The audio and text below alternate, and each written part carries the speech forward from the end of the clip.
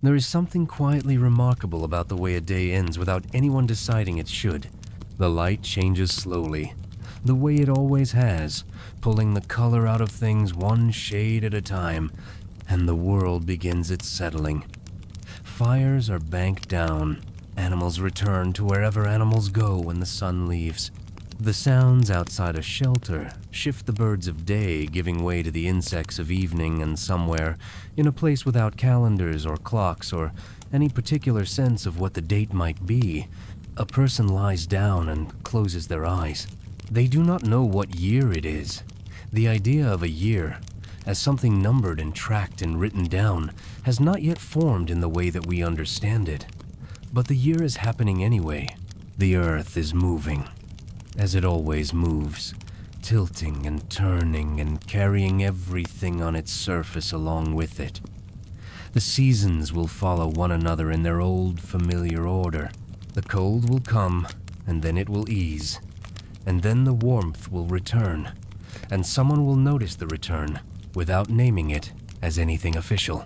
This is where we begin tonight, not with a dramatic event, not with a war or a discovery or a moment where someone declared that history had started.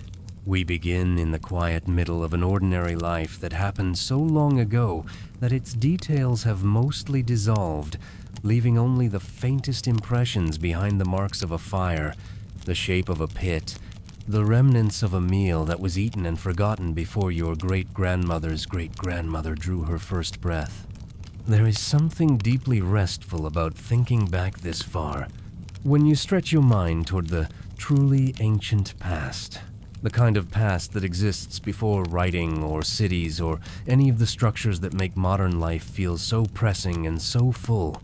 You find a world that moves at a different pace entirely. Not slower, exactly, because the people who lived in it were just as busy as we are searching for food, tending to relationships, making sense of their surroundings.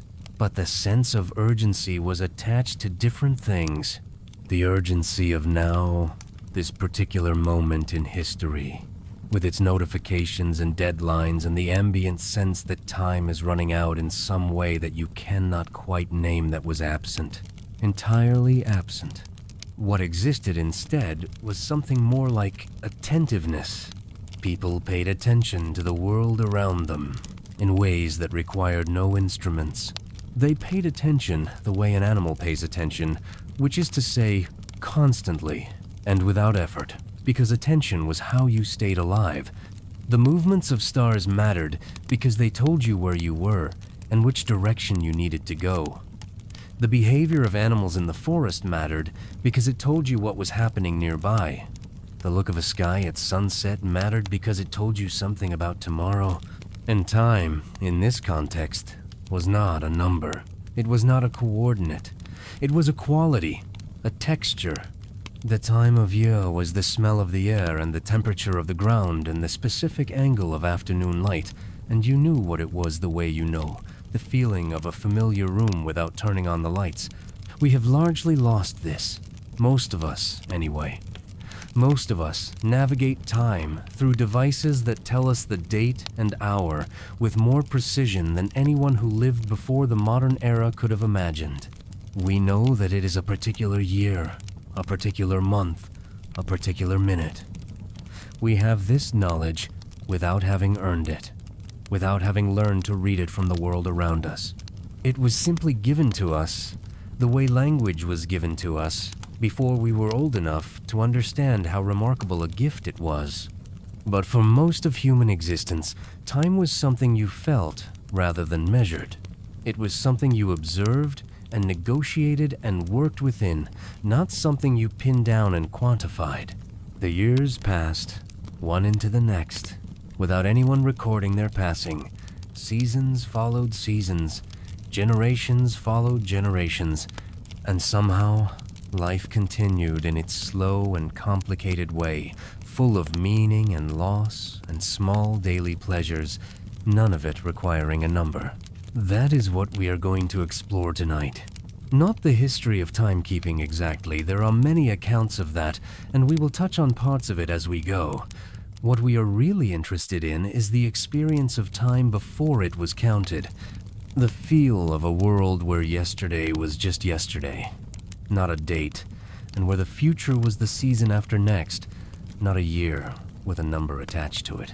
We want to understand, as best we can, what it was like to live inside time without being able to see its edges. This will take us through many thousands of years and many different places.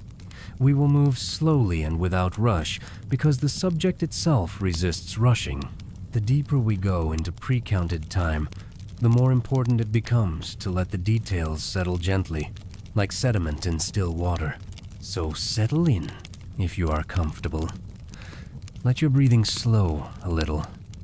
There is no test at the end of this, no quiz, no summary to memorize. Just a long, quiet journey through a world that moved by feel, where the most sophisticated technology for tracking time was a patient human eye and a memory that kept the season's rhythm stored somewhere deep and reliable.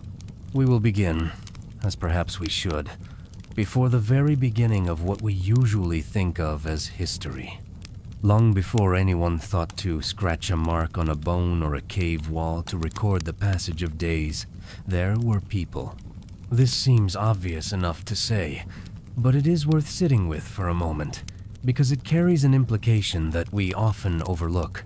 The people who existed before any kind of record-keeping were not waiting for history to start. They were not in a prologue.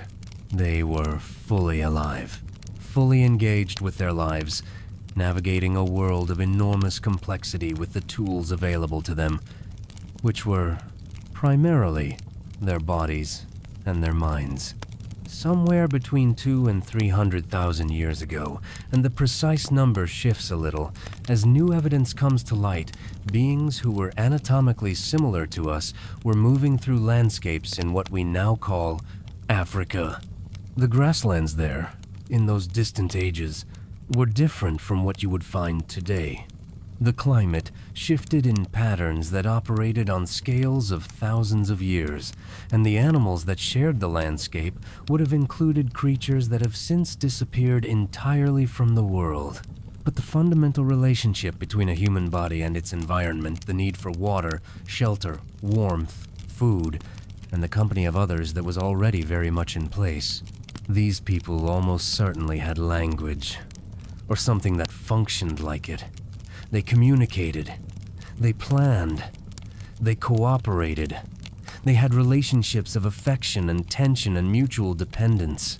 They buried their dead, at least sometimes, which suggests that they understood something about loss and perhaps something about what lay beyond the physical end of a life. What they did not have, as far as anyone can tell, was a formal system for tracking the years. This is not because they were incapable of abstract thinking. They clearly were capable of it.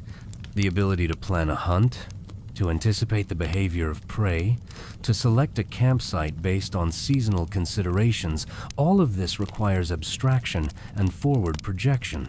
The issue is more subtle than capability. It is that the particular kind of abstraction required to say, this is the 14th year of such and such an era, had not yet become useful enough to develop. When does something become useful enough to develop? When the problems it solves become pressing enough that the effort is worth it. For most of the deepest human past, the pressing problems were immediate and concrete. Where is food? Where is water? Is this shelter safe from predators? Is this person trustworthy? Will the weather hold? These are problems that resolve quickly and require quick responses. They are not problems that require a calendar. The problems that require a calendar are different in character. When do we need to plant the seeds? When will the floods come? How many days until the seasonal trade route opens? These are problems of coordination, of agriculture, of organized society. They come later, much later, and until they come, the formal tracking of years simply does not arise as a necessity. But this does not mean that time was formless or unmeasured in any sense whatsoever. Even in the deepest past, time had structure. It had the structure that the natural world imposes on everything that lives within it. Consider what a day felt like in that ancient world, before fire was reliably controlled, before shelters were permanent, before anyone had a profession or a schedule. The day began with light. This is perhaps the most basic and universal fact about human existence, that our biology is tuned to the rhythms of light and darkness in a way that runs much deeper than any cultural overlay. The body wakes with the light, not because anyone decided this was a good idea, but because millions of years of evolutionary pressure made it so. In the morning, as the light grew and the temperature began to rise from its nighttime low, there would have been activity. The small fires that helped with warmth through the cold hours were stirred or rebuilt. Food that had been gathered or stored the previous day was distributed. The work of the day was assessed, not through any formal planning meeting, but through the accumulated wisdom of the group and the immediate signals of the environment. If the stream to the south had been productive yesterday, someone might head that way again. If the fruit in the grove to the east was beginning to ripen, someone might have noticed this on the way back the previous afternoon and mentioned it, in whatever way mentioning things worked in that particular language. The morning light had a quality. Anyone who has spent time outdoors, without artificial light, knows that the quality of morning light is entirely different from afternoon light, and both are different from the particular golden weight of light in the hour before sunset. Before clocks, before any instrument that could subdivide the day, the movement of the sun through the sky was the only clock available, and it was a remarkably functional one for the purposes that time served. Midday was hot, often, and activity might slow. The bodies of people and animals alike sought shade when shade was available. Digestion after a morning of movement and foraging brought a natural drowsiness. This rest, in the middle of the day, was not laziness or inefficiency. It was a practical response to the conditions, and it is worth noting that it is a pattern that human cultures in warm climates rediscovered and maintained all the way into the modern era, only recently having been interrupted by the demands of industrial schedules. Afternoon brought a second period of activity as the heat peaked and began to ease. The quality of afternoon light on a clear day has a warmth that morning light lacks, and it signals to the body that the working hours are advancing toward their end. There is a reason that certain animals are most active in the late afternoon. They are reading the same signal that early humans read, the signal that says there is still light to work with, but the window is narrowing. And then evening came, which was perhaps the most socially significant part of the day. Fire, where it was available and controlled, gathered people together in the darkness. The firelight created a space that was at once intimate and protective, drawing the group into a circle and pushing the darkness back.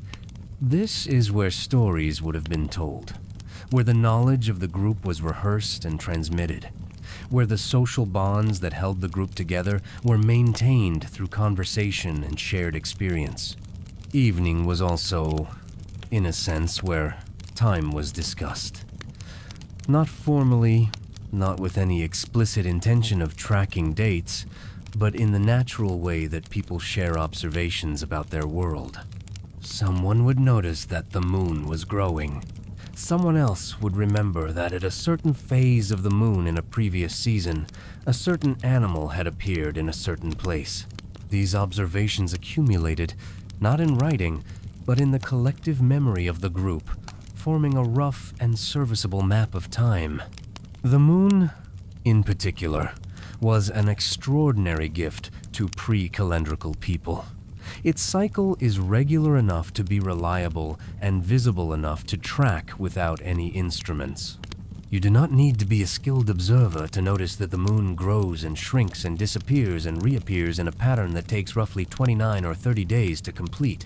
This cycle was, for most of human prehistory, the most natural unit of time between the day and the year. The word month comes from the word moon in almost every language that has both concepts. which tells you something about the deep connection between the two in human experience. Long before months were official calendar units with fixed lengths and official names, the waxing and waning of the moon provided a rhythm that groups of people could share and reference. When the moon was new, when it was half full, when it was round and bright, these were visible. Shared markers of time's passage that required no agreement and no authority to establish. The moon simply did what it did, and everyone could see it. What the moon could not do, reliably, was mark the year. The lunar cycle does not divide evenly into the solar year, a fact that caused calendar makers enormous trouble for thousands of years, even after formal calendars were established. But in the deep pre-calendrical past, this was not yet a problem that needed solving, because the year was not yet a unit that anyone was trying to divide into official parts.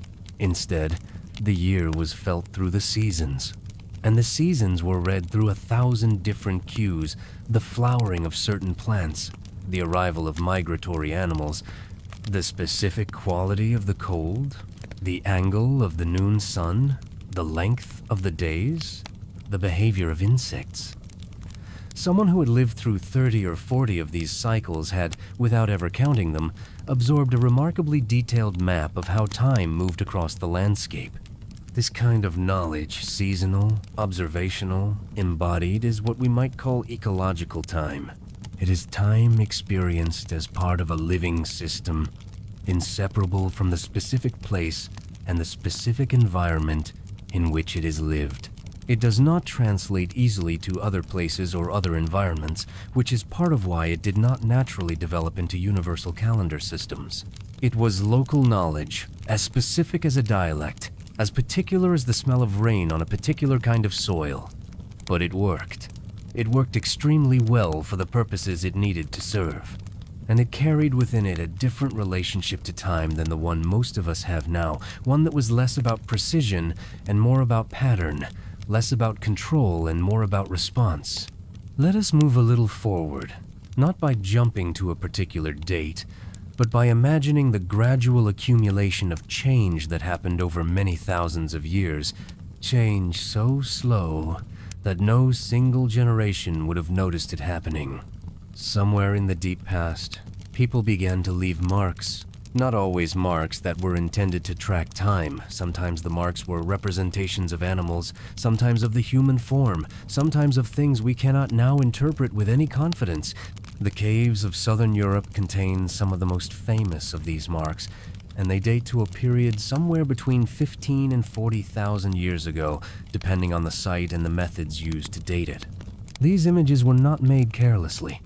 The people who made them went deep into cave systems, sometimes very deep, past the reach of all natural light, carrying their fire with them. They chose their surfaces with some care. They used ochre and charcoal and the mineral deposits of the cave itself. Some of the images show animals in motion, or at least in poses that suggest the artist was thinking about movement and life. Whatever the purpose of these images, and there are many theories, none of them provable, the effort invested in them tells us something important about the minds that made them. These were people capable of planning, of holding an intention over time, of traveling to a destination with a specific goal in mind and executing that goal with skill. They were people with a sense of the past and the future. They had, in short, the cognitive equipment for time consciousness. But again, this is not the same as having a calendar.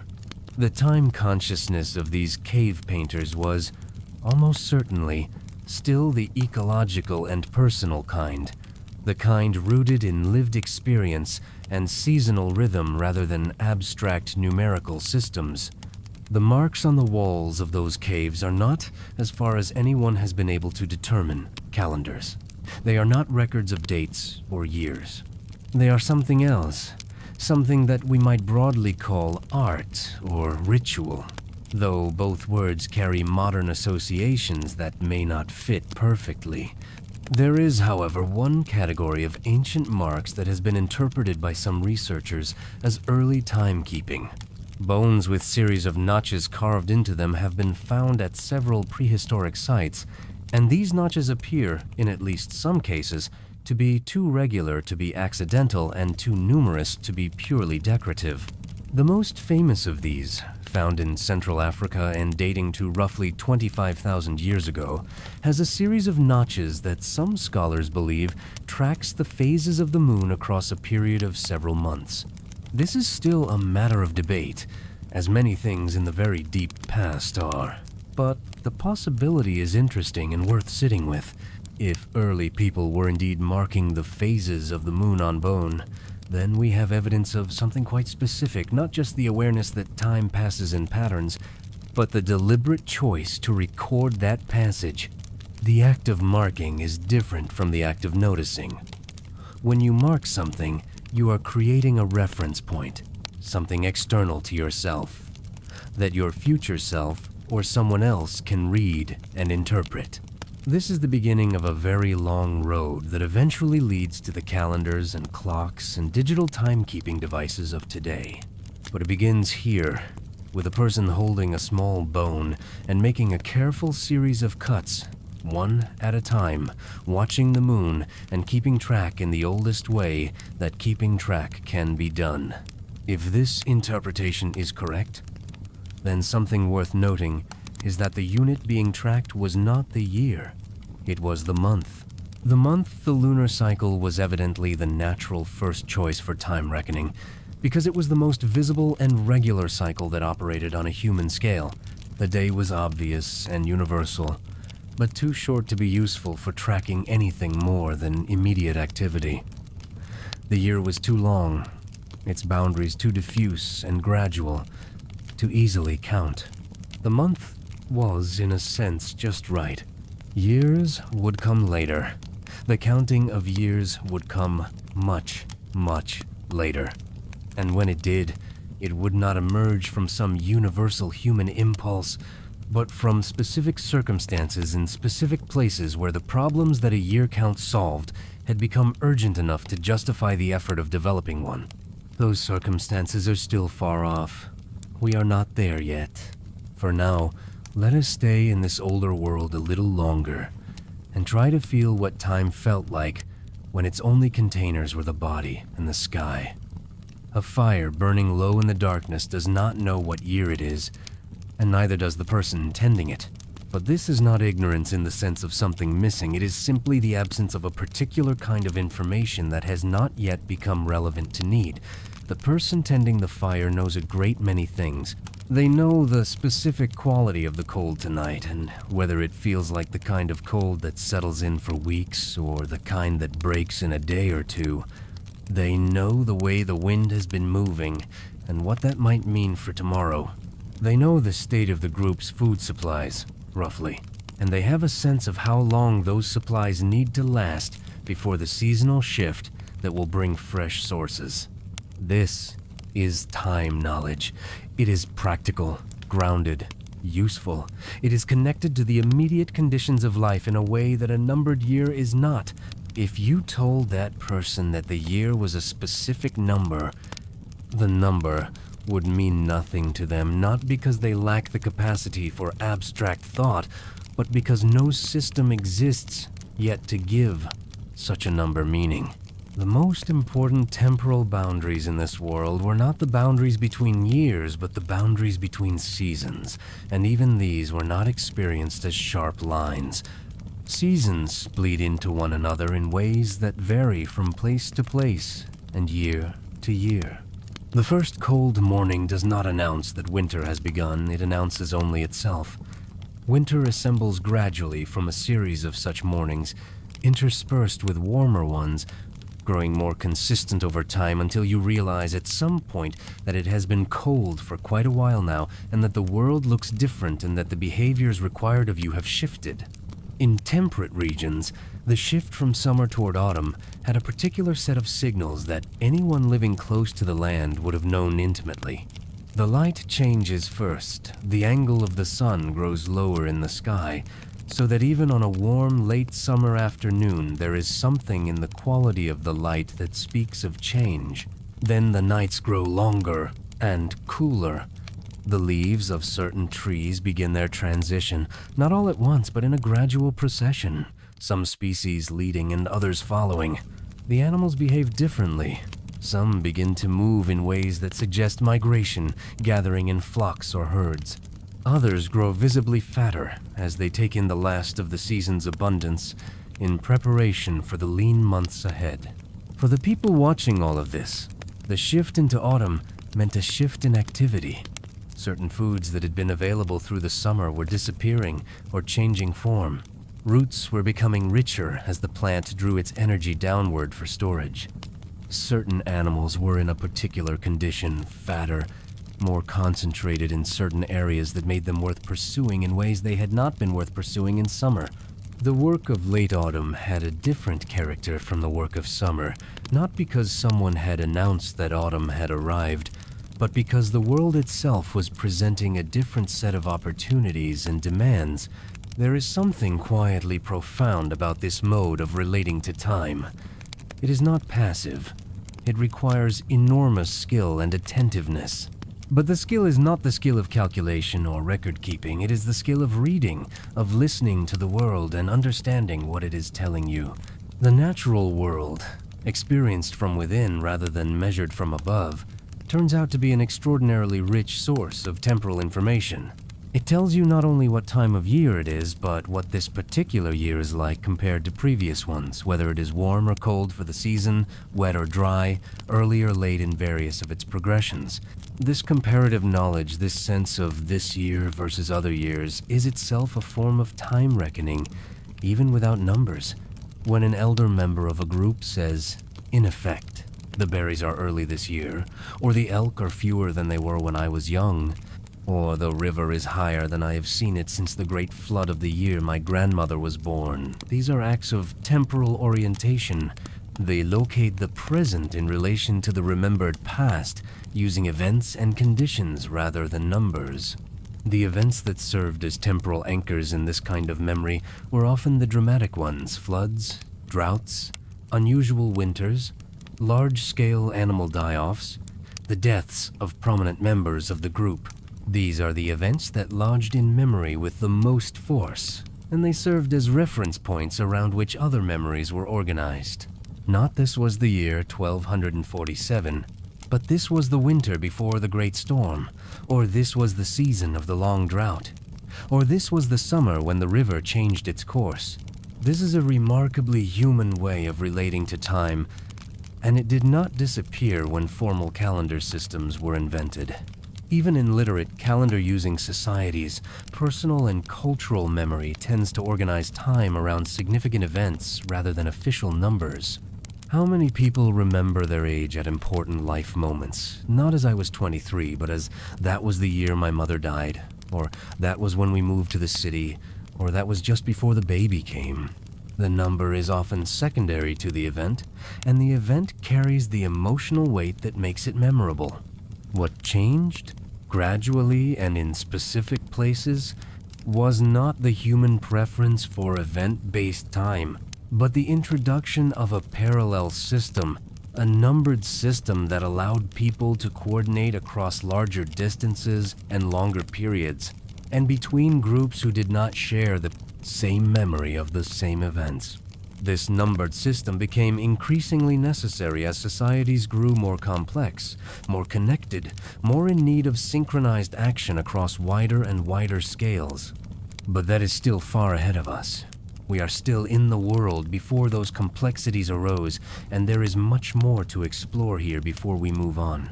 Water was the constant companion of human settlement, which is not a surprise, because water is the thing a human body needs most immediately and most regularly. But water also marked time in ways that were deeply familiar to the people who depended on it. Rivers do not behave uniformly across the year. In every region where rivers exist as significant features of the landscape, they go through seasonal changes that are as consistent and readable as any calendar. The rivers of tropical regions with pronounced dry and wet seasons are perhaps the most dramatic in this respect, swelling enormously during the rainy months filling wide floodplains that are dry scrubland for the rest of the year, and then shrinking back, leaving behind rich deposits of silt and the memory of where they had been. The great river of northeastern Africa, the Nile, is perhaps the most famous example of this seasonal behavior, and its flooding was, for thousands of years before formal Egyptian calendars existed, the organizing rhythm of life in its valley. But the flooding of the Nile as a calendar marker is a story from a later time, when cities existed and agriculture was established and the formal tracking of years had become politically and economically necessary. What we are thinking about here is older the flooding of rivers as a simple ecological clock, recognized and responded to by people who had no particular reason to count the number of times it had happened. Imagine living close to a river that floods regularly. You know, from experience handed down through generations, that the flood comes at a certain time in the seasonal cycle. You know this not from a written record or an official announcement, but from a combination of direct observation and inherited knowledge. The sky looks a certain way before the floods come, the insects behave in a certain manner, the animals near the river move in a particular direction, and you know what the flood means for your own activities. Certain things must be moved or protected, certain behaviors must shift, certain opportunities arise from the flood's retreat. All of this requires temporal knowledge, the knowledge that this is the time of year when the flood happens and therefore now is the time to make certain preparations. But this temporal knowledge does not require a number. It requires experience and attentiveness. This is the texture of life in a world before counted time. Enormously rich in temporal knowledge, entirely functional in its relationship with time, but organized around qualities rather than quantities, around the feel of the season rather than the number of the year. There were, even in the very deep past, people who had a more formalized relationship with time than the average member of their group, not because they possessed instruments that others lacked, but because their role required them to pay more deliberate attention. In many human societies, both ancient and continuing into the modern era, certain individuals have been designated as keepers of seasonal knowledge, sometimes described as shamans, sometimes as elders, sometimes as priests, though none of these words quite captures what the role was in its oldest and most basic form. The essential function of such a person, in the most fundamental sense, was to be the group's memory and interpreter when it came to the larger patterns of the world. This person would know, better than others, when the time was approaching for the group to move to their summer hunting grounds, or when the salmon were likely to be running in the river, or when the flowering of a certain plant indicated that a certain period of preparation should begin. This knowledge, accumulated over a lifetime and supplemented by the knowledge received from the previous keeper, was not mystical in its origins. It was observational and practical, but it was treated with reverence because it was vitally important and because those who did not have it depended on those who did. The role of timekeeper, even in this informal, non-calendrical sense, was thus tied from very early on to social authority. The person who knew when things would happen, who could read the sky and the land and the patterns of animal behavior and translate them into useful guidance, held a kind of power that was entirely practical in its source, but that easily took on ceremonial and ritual dimensions. The knowledge of time was not just useful, it was impressive in the original sense of the word, making an impression on people who did not possess it. This, too, would evolve significantly in later periods, when the formalization of calendars became intertwined with religious and political authority in ways that shaped the development of civilization. But its roots are here, in the practical necessity of having someone who pays especially close attention to the patterns of the world and translates those patterns into guidance for the group. The night sky was particularly important to these early keepers of time. We will return to the stars later, in more detail, because their role in early time reckoning is one of the most beautiful and intricate parts of this story. But even here, At the beginning, it is worth noting that the stars were not merely decorative. They were clocks, calendars, maps, all at once. The specific stars visible on a given night, the direction and height of rising stars, the appearance and disappearance of certain constellations at different times of year, all of these were legible to people who knew how to read them. And the reading of stars, like the reading of seasons, did not require instruments. It required only attention and memory. Someone who had watched the sky attentively across many decades would know, for instance, that a particular cluster of stars rose just before dawn at the time when certain berries were ripe, or disappeared from view at the beginning of the cold months. They would know that the brightest star in a certain part of the sky reached its highest point in the middle of the night at the time when the rivers ran lowest. These correlations accumulated and transmitted, became a kind of star-based calendar, not written, not official, not universal, but real and serviceable. The universality of sky watching across pre-calendrical cultures is striking. Nearly everywhere that human beings have lived, the sky has been observed and interpreted.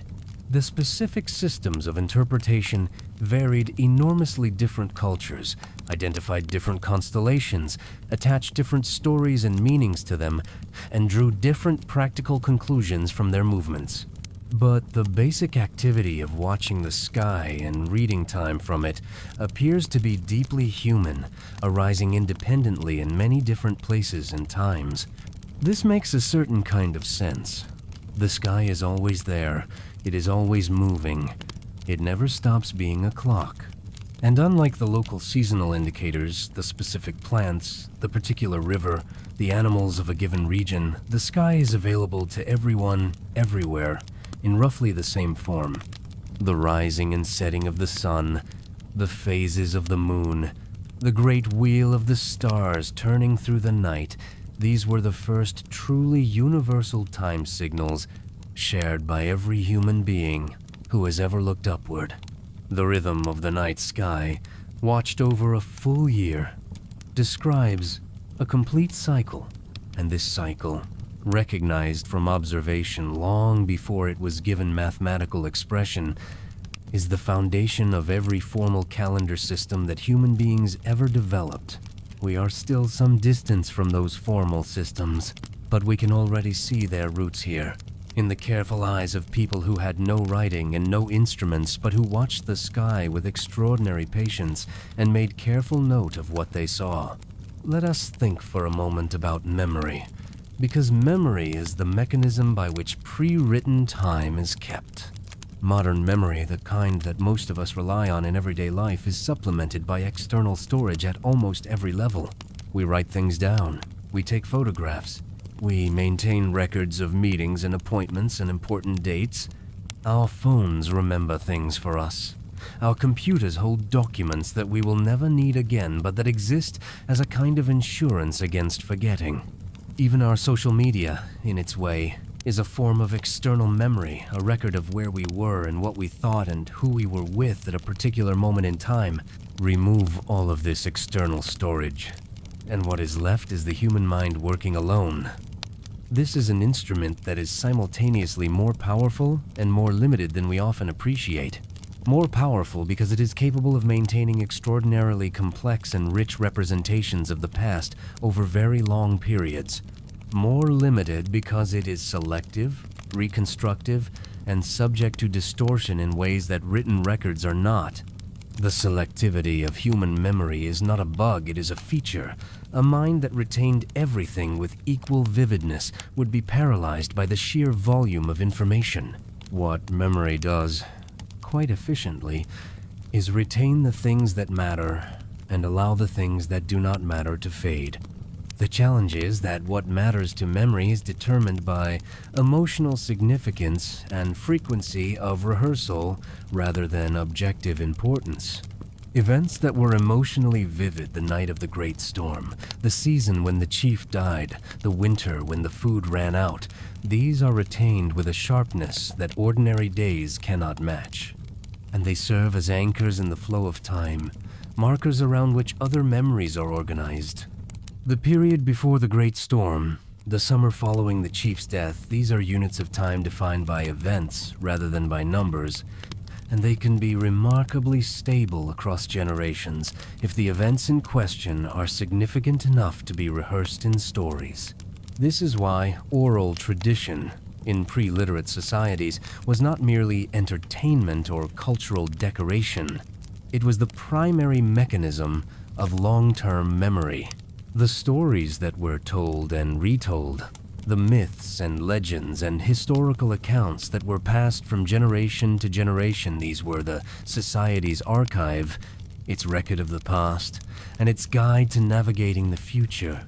And within them, embedded and often intertwined with symbolism and narrative elaboration, were the temporal records that the society needed to function. A group that has lived in a particular place for many generations and has maintained oral traditions about that place carries, within those traditions, a remarkable amount of temporal information, not in the form of dates or years, but in the form of event sequences and descriptions of change. The stream used to run differently before the landslide. The forest was not always here. There was a great fire long ago. The animals were more numerous in the time of the ancestors.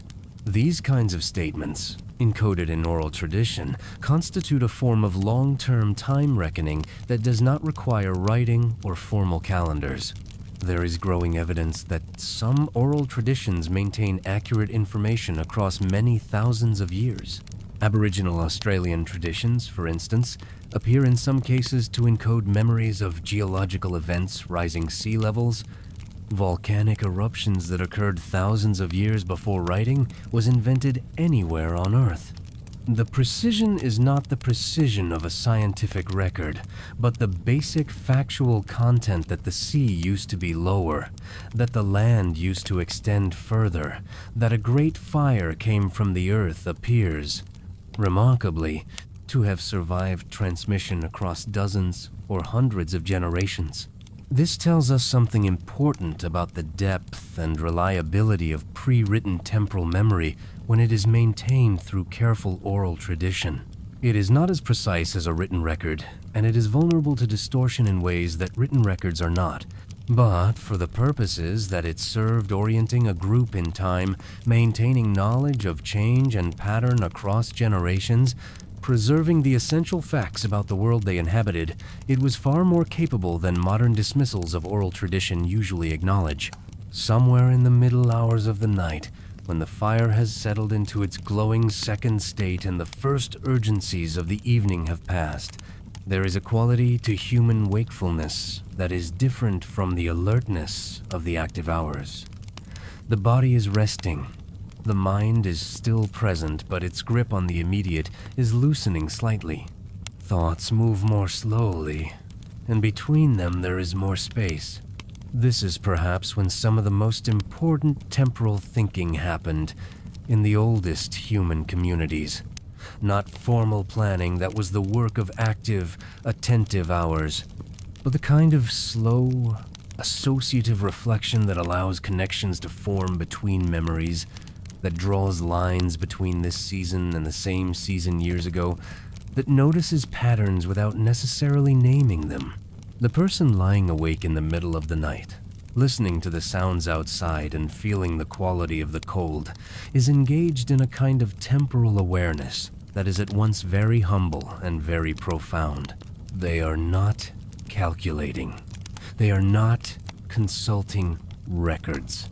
They are simply present in a particular moment, and, from that presence, perceiving its relationship to other moments they have known. And in this perception, something like time knowledge arises not as information but as feeling, not as data but as understanding.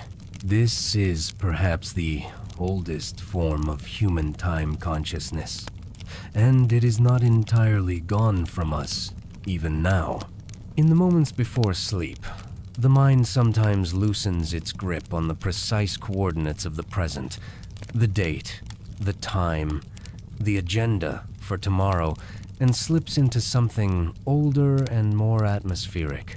The feel of the season, the sense of where we are in the arc of the year, the quiet awareness of time passing and of ourselves within it. In those moments, we are perhaps closest to the way time felt for most of human history. Not as a grid to be navigated, but as a river to be moved with. Not as a schedule to be kept, but as a rhythm to be heard. It is a good place to rest. And as we move forward in this story, we will carry that feeling with us, the sense that time, in its oldest and deepest form, was not something imposed on the world from outside, but something inherent in the world, available to anyone patient enough to feel it. Agriculture changed almost everything about the way human beings related to time, but it did not change it all at once, and it did not change it in the same way everywhere. And for a long time after farming became established in certain regions, most of the people in the world were still living with something closer to the older ecological relationship with time. The shift to agriculture was not a sudden decision that someone made on a particular morning. It was a long, slow, and highly variable process that unfolded over thousands of years in multiple different places more or less independently. Wild grasses were gradually domesticated through a process of selective harvesting that nudged the plants toward traits that made them more useful larger seeds, more stable attachment to the stalk, more uniform ripening. Animals were gradually brought into closer and more managed relationships with human communities, their behavior and eventually their genetics slowly shaped by the conditions of that relationship. All of this happened in its early stages, largely without anyone fully understanding that it was happening.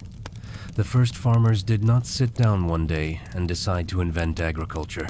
They were foragers who, over many generations, developed increasingly intensive relationships with certain plants and animals, exploiting them more systematically and eventually managing them more actively, until the distinction between foraging and farming had blurred into something that looked more like one than the other. But the consequences of this gradual shift, once it took hold, were enormous and cascading.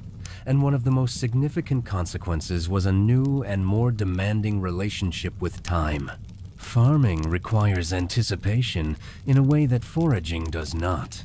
A forager responds to the world as they find it. They go where the food is, when it is available, and adapt their activities to what the environment is currently offering. Their temporal planning is relatively short range. The next meal, the next day or two, the adjustment for the coming season. A farmer must think further ahead. When should the seeds be planted? Too early, and a late frost might kill the seedlings. Too late, and the growing season may not be long enough for the crop to mature. The timing of planting, in many climates, is a narrow window, and missing it has consequences that are not immediately apparent, but that will become devastatingly clear months later when the harvest falls short or fails entirely. And once the crop is in the ground, the farmer is committed. Unlike the forager, who can change direction in response to changing conditions, the farmer has invested significant effort in a particular outcome and must continue to invest in it across many months. Weeding, irrigation where it is available, protection against animals, all of these activities must be sustained across a long period, and all of them presuppose a certain kind of temporal planning and discipline that foraging does not require.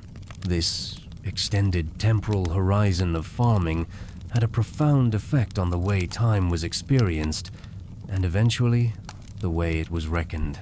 When your success or failure depends on accurately predicting the right moment for a time-sensitive action, you have a very strong incentive to develop more precise and reliable ways of identifying that moment. The ecological reading of seasons that served foragers reasonably well, the feel of the air, the behavior of certain animals, the flowering of certain plants was still useful, but it was no longer sufficient on its own.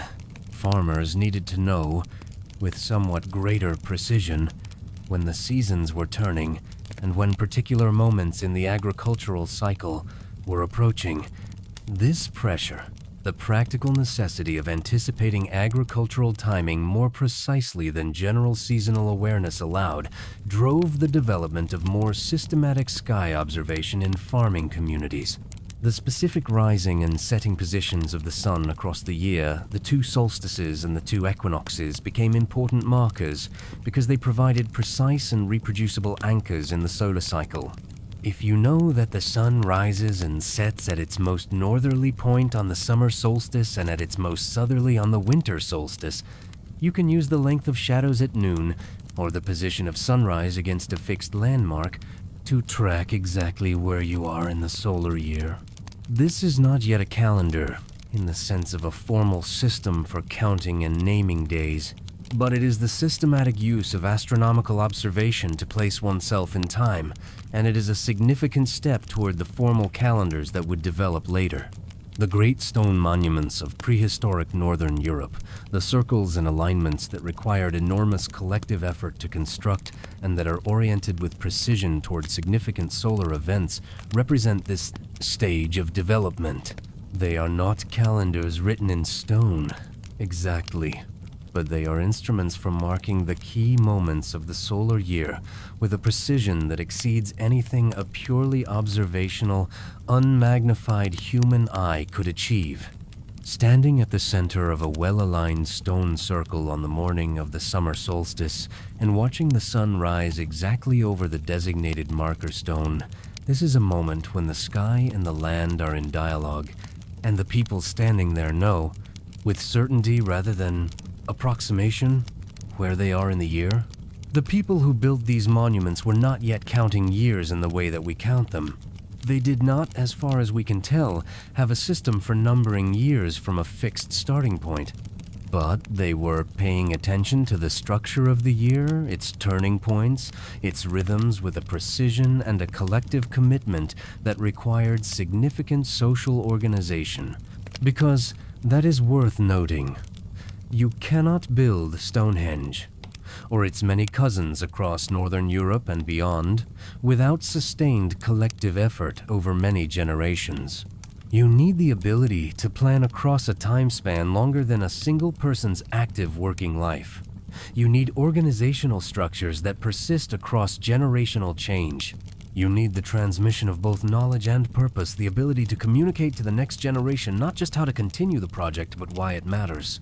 This kind of multi-generational project implies a relationship with time that is more than just seasonal.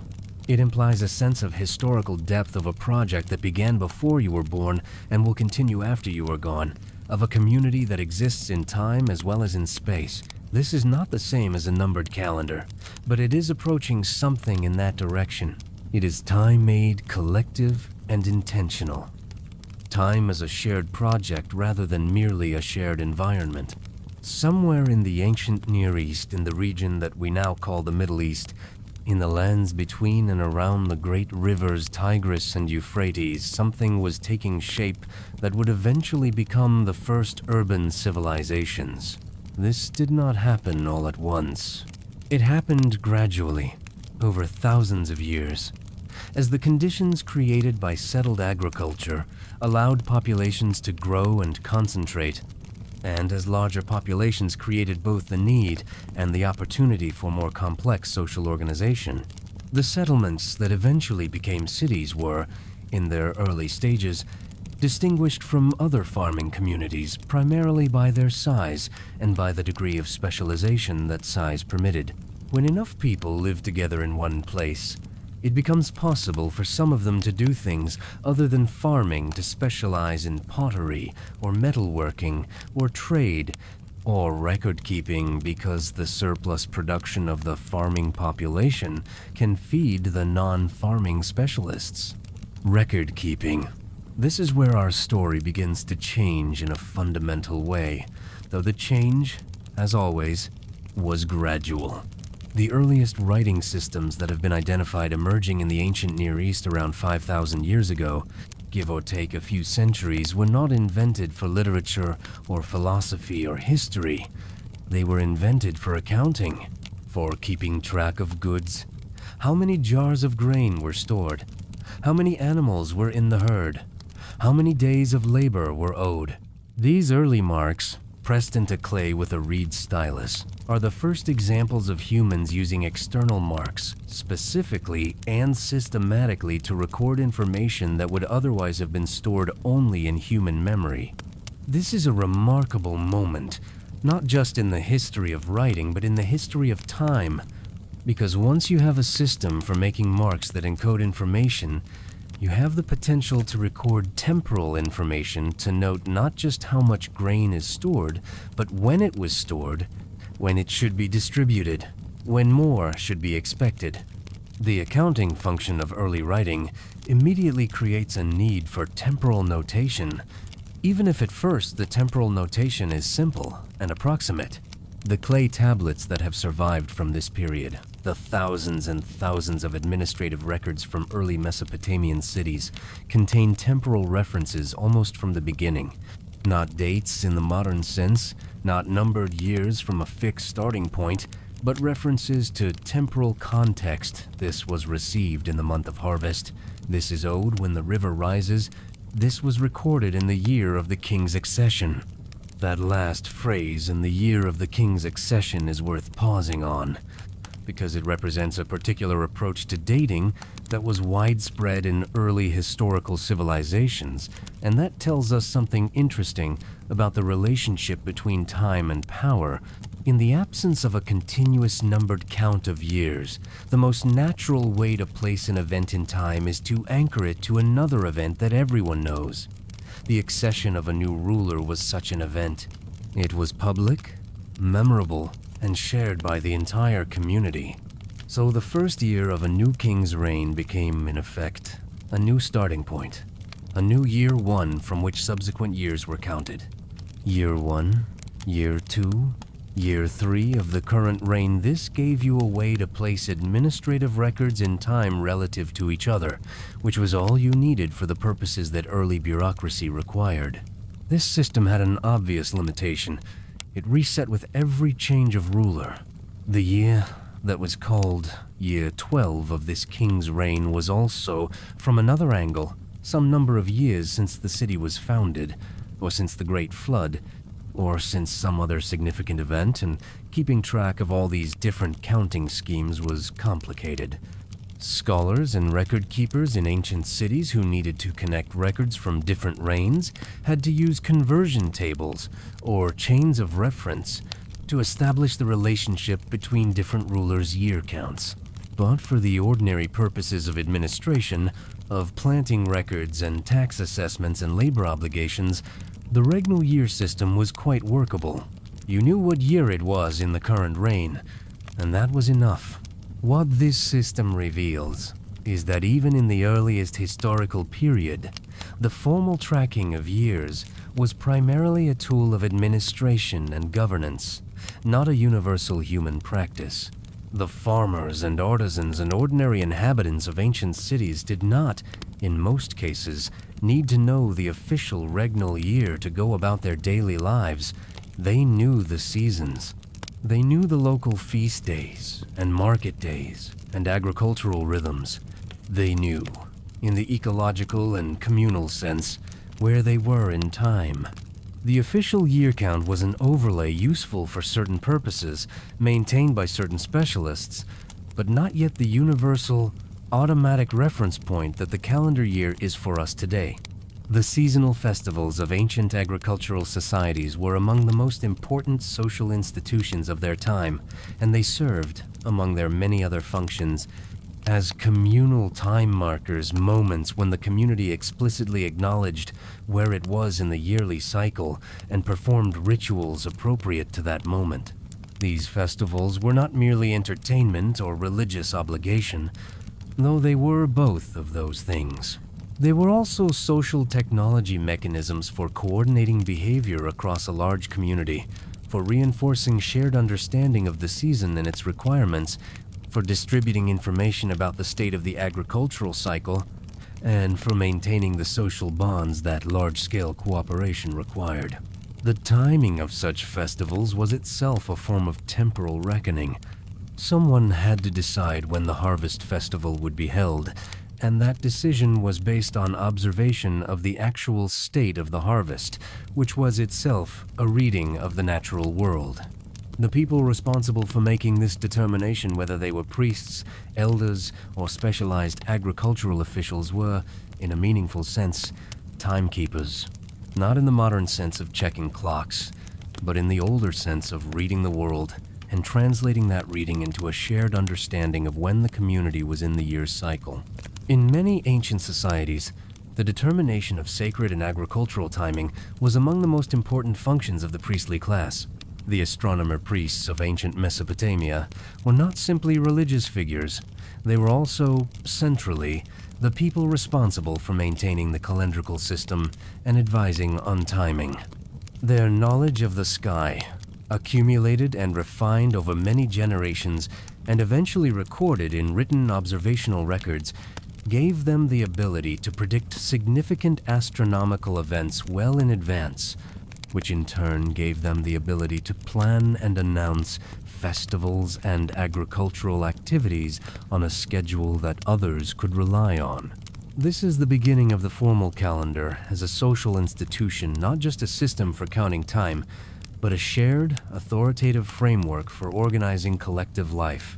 The calendar, in this sense, is one of the earliest and most fundamental technologies of civilization.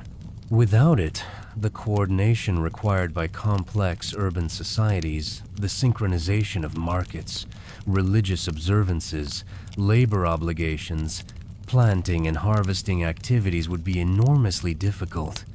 With it, a city of tens of thousands of people can move in something like coordinated rhythm.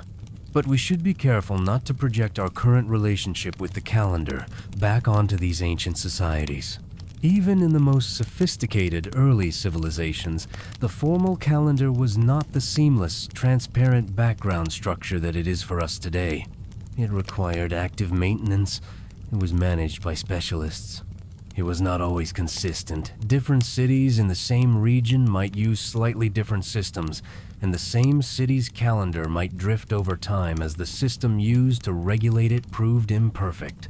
Reconciling the movements of the moon with the movements of the sun, bringing the lunar calendar back into alignment with the solar year, was a recurring technical and political problem. The question of whether the year had 12 months or 13 in a given year, whether an extra month needed to be added to bring the calendar back into alignment with the agricultural seasons, was decided by the relevant authorities, and those decisions were announced, not automatically generated. This means that in any given year, in any given ancient city, the number of months in the year could be a matter of official decree rather than simple mathematical fact. The calendar was, to a much greater extent than we appreciate, a human artifact maintained by human effort, not a natural given that automatically reflected the movements of the sky. The communities and individuals living outside the reach of these official calendrical systems, the farmers in the countryside, the pastoralists in the hills, the fishing communities on the coast, were often only loosely connected to the official calendrical apparatus of the nearest city. They paid their taxes in kind, at harvest, and this harvest-based taxation could be adjusted to the actual state of the crops rather than requiring them to know the official date.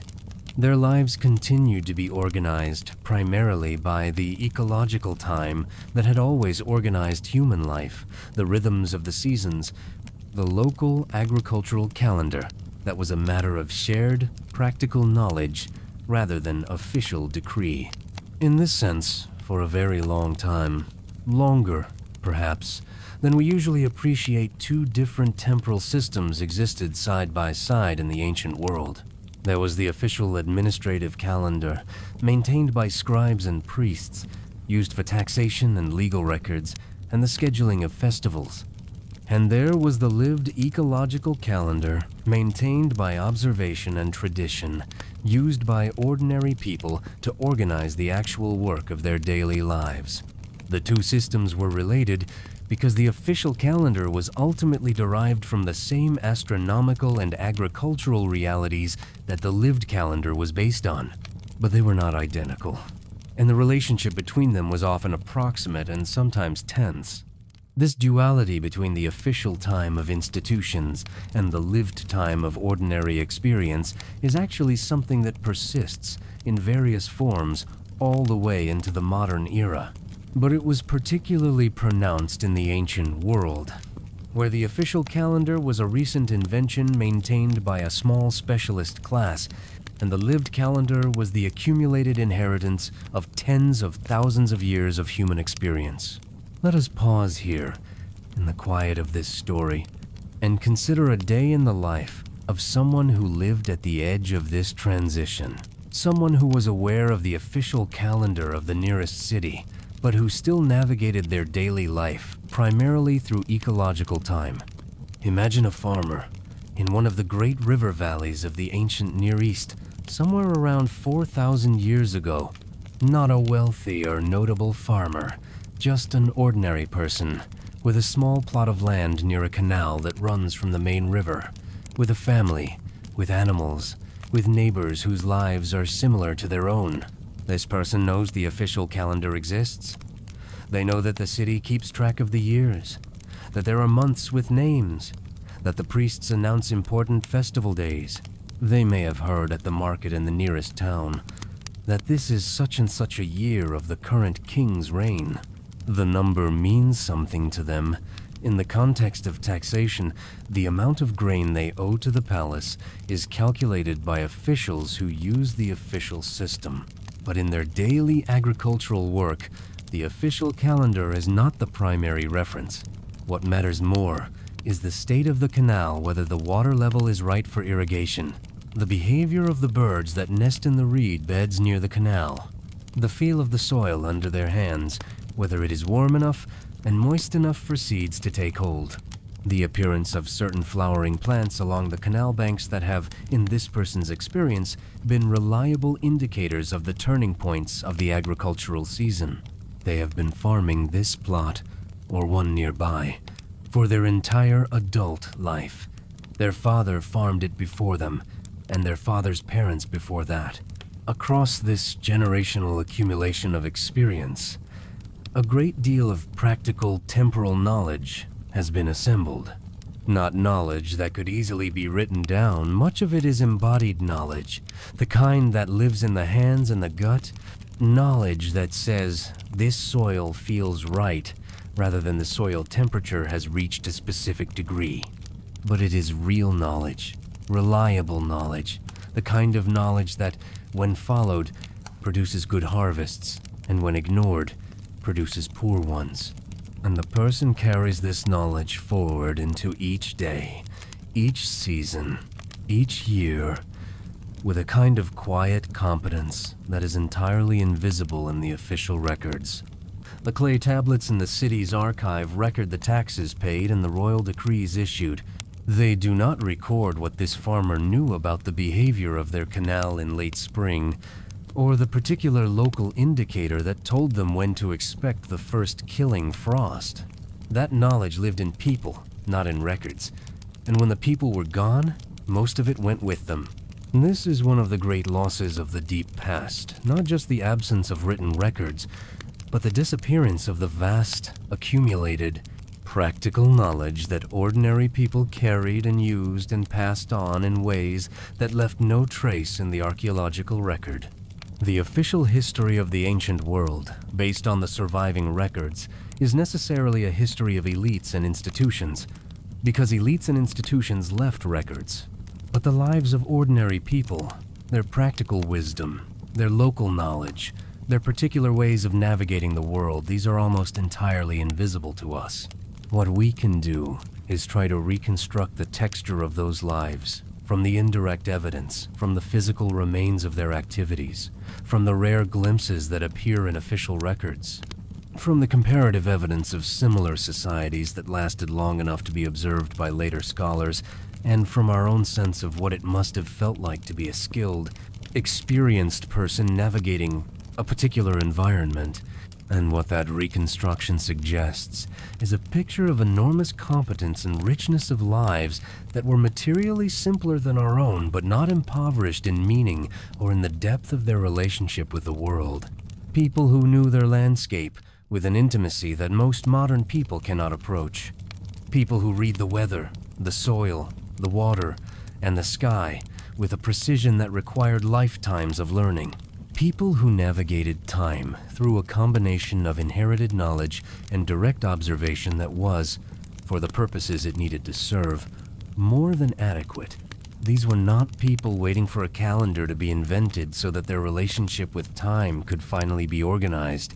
Their relationship with time was already organized just differently from ours, using different tools and producing a different kind of knowledge.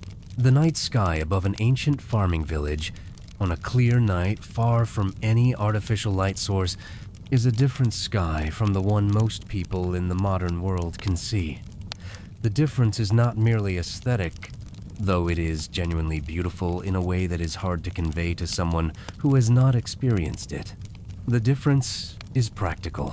A truly dark sky, unpolluted by artificial light, shows so many stars that the familiar patterns of constellations are actually harder to pick out.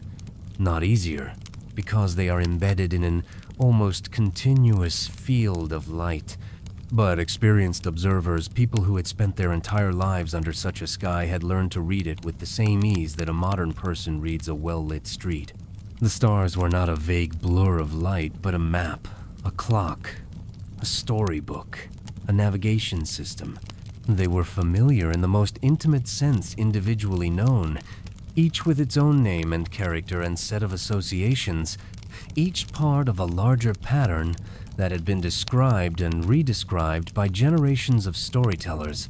The movement of the stars across the night, their slow arc from east to west as the earth turns, was a clock that anyone could use. The particular stars overhead at a given time of night told you, roughly, what time it was within the night.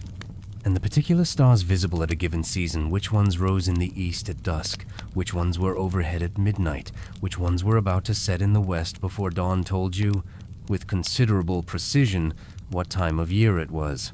This is not metaphorical. Experienced star watchers in pre-industrial societies could determine the season from the night sky with an accuracy that, in terms of practical agricultural usefulness, approached what you could get from a written calendar. The rising of certain star clusters at dawn, what is called their heliacal rising, the moment when a star or group of stars first becomes visible just before sunrise after having been absent from the pre-dawn sky for some months, was used in many cultures as a marker of specific agricultural moments. In the Mediterranean world, the rising of the Pleiades, the small cluster of stars in the constellation we call Taurus before dawn, was a signal.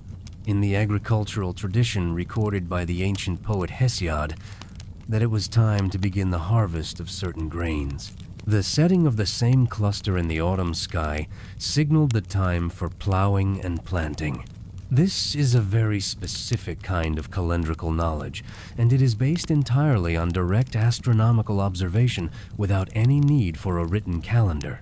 Anyone who knew what to look for could look up, see the position of the Pleiades in the pre-dawn sky, and know where they were in the agricultural year. Similar systems existed in virtually every agricultural culture that had a strong tradition of sky observation. The stars of the sky were, in a very real sense, the first public calendars freely accessible to anyone who would look, unchanging in their patterns, requiring no authority or institution to maintain. The institutional calendar, the official system maintained by priests and scribes, was in some ways a later overlay on this more ancient, more universal system, an attempt to make explicit and bureaucratically manageable what the sky already told anyone who would look. This does not mean that the institutional calendar was unnecessary or purely political, though it was partly both. The institutional calendar served real coordinating functions that the sky alone could not. The sky will tell you that it is the season for planting, but it will not tell you that the planting festival is on the 15th of the third month, which is when you are expected to be present to receive the ceremonial blessing on your seeds, and on which date the canal schedule begins, and by which date your tax assessment is calculated. Those specific coordination points required a formal system that could be agreed on and announced, not just observed. But the relationship between the official calendar and the astronomical reality it was based on was always close and always somewhat tense, because the astronomical reality did not always cooperate with the administrative convenience. The solar year is not a round number of days. The lunar cycle does not divide evenly into the solar year. These fundamental incommensurabilities meant that every formal calendar system had to make compromises, and those compromises regularly caused the calendar to drift away from the astronomical phenomena it was supposed to track. The effort to reconcile these incommensurabilities to build a calendar system that remained in reliable alignment with both the moon and the sun occupied the best mathematical and astronomical minds of the ancient world for thousands of years. It was one of the great intellectual problems of pre-modern civilization, and its partial solutions left their traces in the structure of our own calendar. With its irregular month lengths and its leap years, and its occasional need for adjustment. But for the ordinary person living in an ancient agricultural society, these technical problems were someone else's concern. The specialist class, the astronomer priests, the scribes, the official calendar keepers dealt with the mathematics and the adjustments. The farmer in the field continued to read the sky with their eyes and the soil with their hands, and mostly they got along fine. There is a particular quality to the middle of the day in a hot climate, especially in the weeks on either side of the summer solstice. The sun is very high, the shadows are very short. The heat comes from above and radiates back upward from the ground, and the air has a quality of suspension, as if everything is waiting for something to change. In this heat, human activity naturally slows. Animals seek shade, people rest. In these hours of enforced rest, the mind tends to wander in directions that the active hours do not permit. Some of the deepest human thinking happens in conditions of mild, undemanding discomfort, too warm to sleep, not engaged enough to focus, simply present in the heat and the stillness. The mind, in these conditions, does what minds do when left to themselves. It makes connections. It wonders. It drifts through memory and association. Perhaps it is in these hours, repeated across many summers, that the first informal philosophers of the ancient world, people with no formal training, no institution, no tradition of inquiry to place themselves in, began to think about the nature of time in a more deliberate way. Not the practical time of agriculture and administration, the time of when to plant and when to pay, but the philosophical time of what is time. Where does it go? What does it mean that the same summer comes again each year, but I am a year older than I was the last time? These are questions that human beings have been asking, in some form, for as long as we have records of human thought. They appear in the earliest written literature we have, the epics and wisdom texts of ancient Mesopotamia, where the problem of time's passing and human mortality is a central concern. The great Sumerian epic of Gilgamesh, one of the oldest long narratives we possess, composed and revised across many centuries in the first and second millennia before the Common Era, is, among other things, a meditation on time and its irreversibility. Gilgamesh, the legendary king of the city of Uruk, is described as partly divine but ultimately mortal. The death of his closest friend confronts him with his own mortality, and his journey through the epic is in large part a search for a way around death, a way to step outside of time's relentless forward movement and find some ground of permanence. He fails. He is told, in the most ancient version of the story, to eat and drink and be content, because the gods have ordained that death is for human beings, and the effort to escape it is futile. This is not an answer that satisfies it was not supposed to satisfy, but it is an answer that acknowledges something real about the human situation. We are creatures of time. We are carried in it, not above it.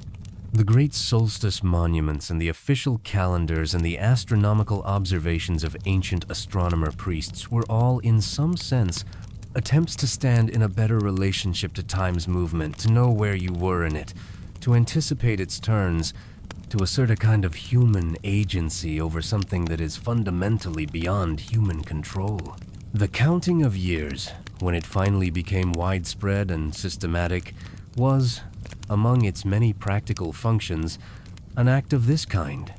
A numbered year says, we know where we are. We have kept count. Time has not simply washed over us unrecorded. It has been tracked, annotated, placed in sequence. The number is a kind of handrail, a way of holding on to something in the current of time. But before that handrail existed, people lived fully and richly without it. They navigated time by feel and by memory and by the reading of the world around them. They marked the significant moments with celebration and ceremony.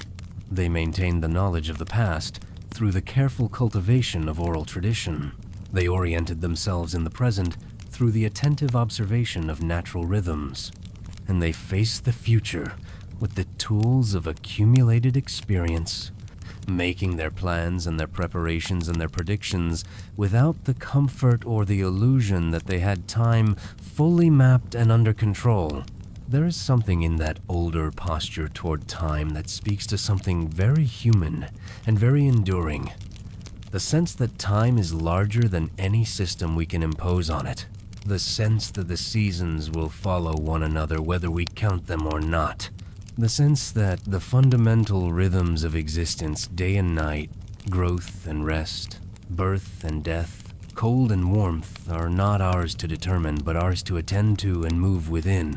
We will return to this feeling often as we move through this story, because even as we trace the development of formal calendar systems and the gradual spread of numbered years, it is worth keeping in mind that those systems were always overlaid on something older and more elemental, the lived, embodied, ecological experience of time that was human experience for most of human existence, and that still, in quiet moments, makes itself felt beneath the surface of our counted, scheduled, precisely measured days.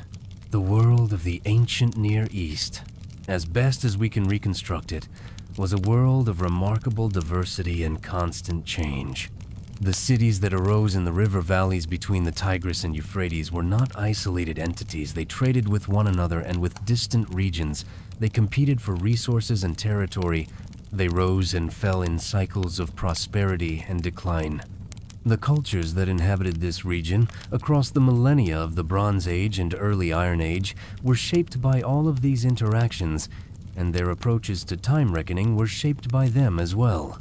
Different cities, even in the same region, sometimes used slightly different calendrical systems. The months had different names in different cities. The new year was celebrated at different points in the seasonal cycle. The intercalary month, the extra month added periodically to bring the lunar calendar back into alignment with the solar year, was inserted at different points and with different frequencies.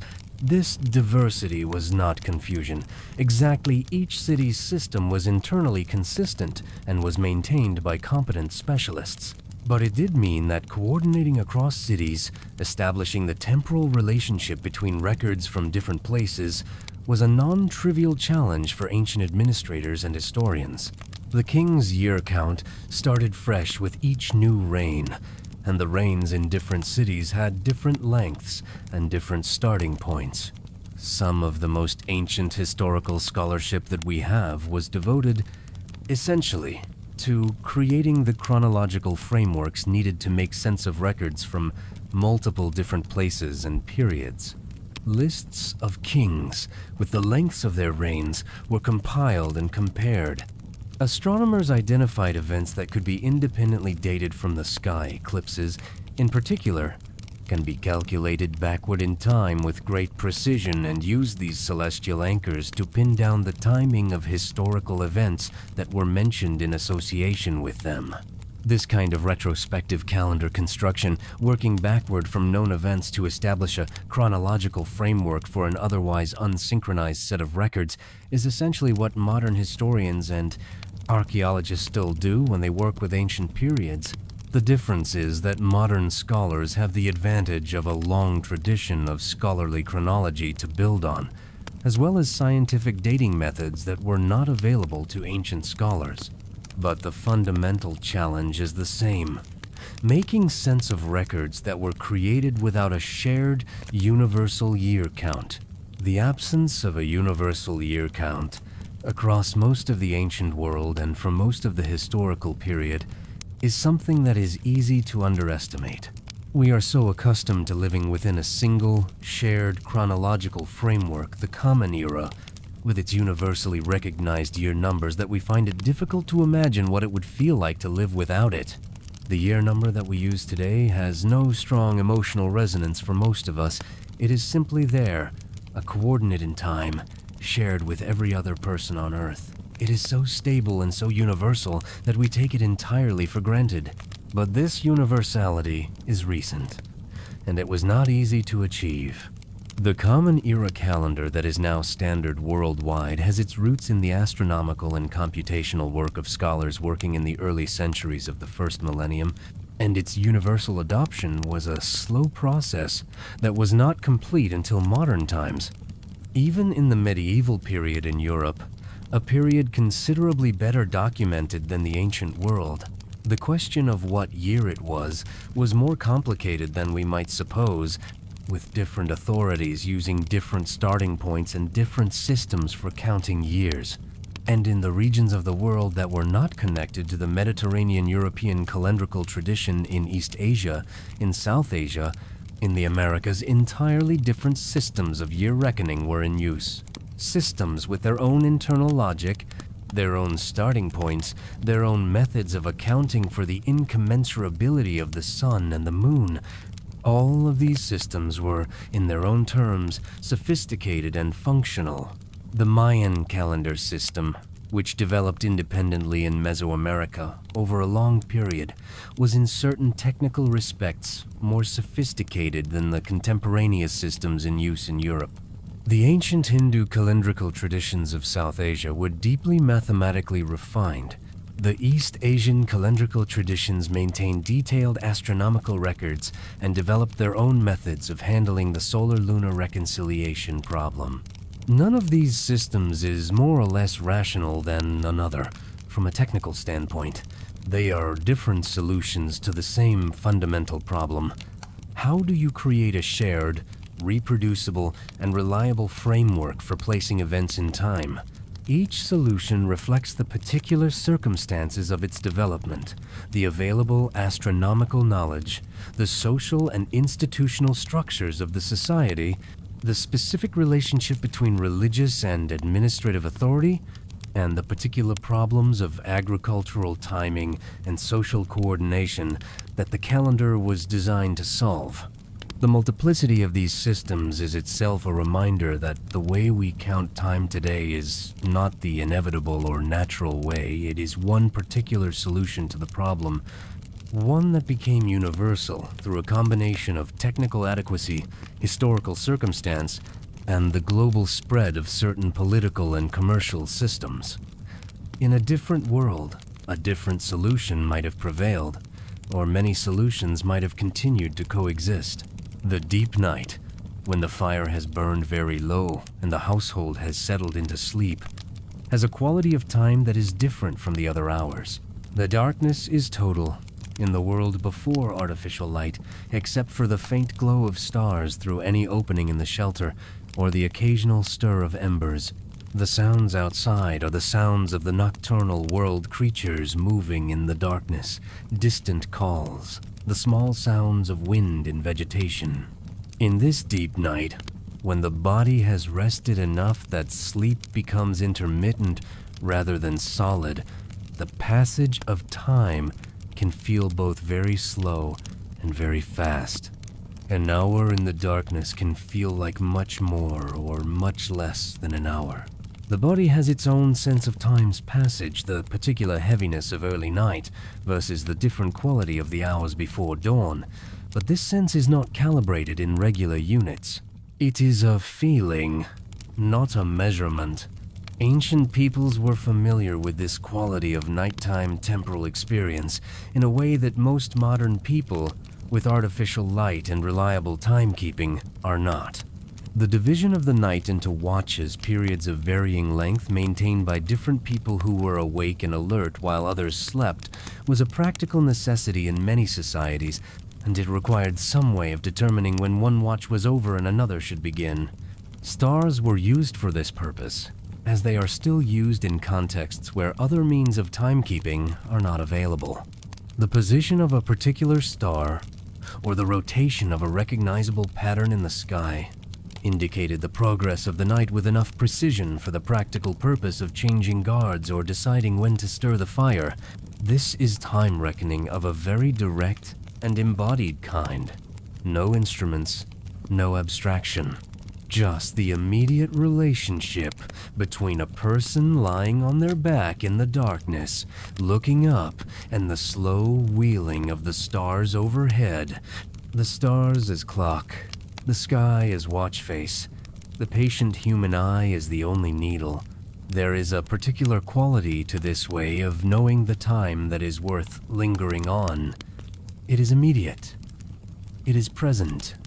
It connects you directly to the scale of astronomical motion, which is so much larger than human time that it is almost beyond imagination. The rotation of the Earth that moves the stars across the sky in the course of a night is the same rotation that has been occurring at essentially this same rate for billions of years. The stars themselves are so distant that the light reaching your eyes left them long before any human being existed. And yet, in the act of reading the star clock, you are connected to this immense and ancient system in a direct and sensory way. This is one of the things that has been lost in the life of most people with the coming of artificial light and digital timekeeping. Not just the dark sky itself, though that loss is real and significant, but the direct sensory connection to the mechanisms of time. We still live within those mechanisms. The rotation of the Earth still governs the length of our days. The orbit of the Earth around the Sun still drives the seasons, but we experience them at several removes, mediated by instruments and systems that make the connection invisible. The ancients had no such mediation. Time was physically present to them in the movements of sky and season, in the daily arc of the sun and the nightly wheel of the stars, in the swelling and shrinking of the moon across its month. They could not choose to ignore it, and most of them would not have wanted to, because it was also beautiful and meaning-making, and deeply connected to everything that mattered in their lives. This is where we are, still, in the long middle of human history's relationship with time. The formal systems are developing. The calendars are being refined. The year counts are being extended and made more systematic. But for most people, in most places, the dominant experience of time is still the ecological and sensory one, the time of the seasons and the sky, the time of the body and the land. We will continue to follow this story as it slowly shifts, as formal systems spread and deepen, as the counting of years becomes more universal and more precise. But we will always return to this older experience because it is the root from which everything else grew, and because its wisdom is not entirely lost, even now. Egypt is a country made by water. This is a statement so often repeated that it has lost some of its force, but it is worth letting it settle again with fresh attention. The entirety of ancient Egyptian civilization, its agriculture, its cities, its culture, its political structure, its mythology was shaped at the deepest level by the behavior of a single river. Everything grew from the Nile and from the annual gift of black silt that the Nile deposited on its banks when it flooded and then withdrew, leaving behind a rich and workable soil in a landscape that was otherwise desert. The flood was the central event of the Egyptian year, the hinge on which everything turned. And the flood was, compared to many agricultural phenomena, relatively predictable. It arrived within a range of weeks that was consistent enough year after year that it was possible to plan around it with reasonable confidence. This predictability was one of the things that allowed Egyptian civilization to develop the kind of long-term institutional stability that produced the great monuments and the multi-thousand-year cultural continuity Egypt is famous for. But predicting the flood more precisely than experience and local observation allowed was genuinely useful, especially as Egyptian civilization became more complex and the administrative tasks of managing the flood-dependent agricultural system became more demanding. And here is where the story becomes interesting, because the Egyptians found an astronomical indicator that correlated with remarkable reliability with the timing of the flood. The star, Sirius, the brightest star in the night sky, disappears below the horizon for a period of roughly 70 days each year as the Earth moves through the portion of its orbit that places the Sun between the Earth and Sirius's direction in the sky.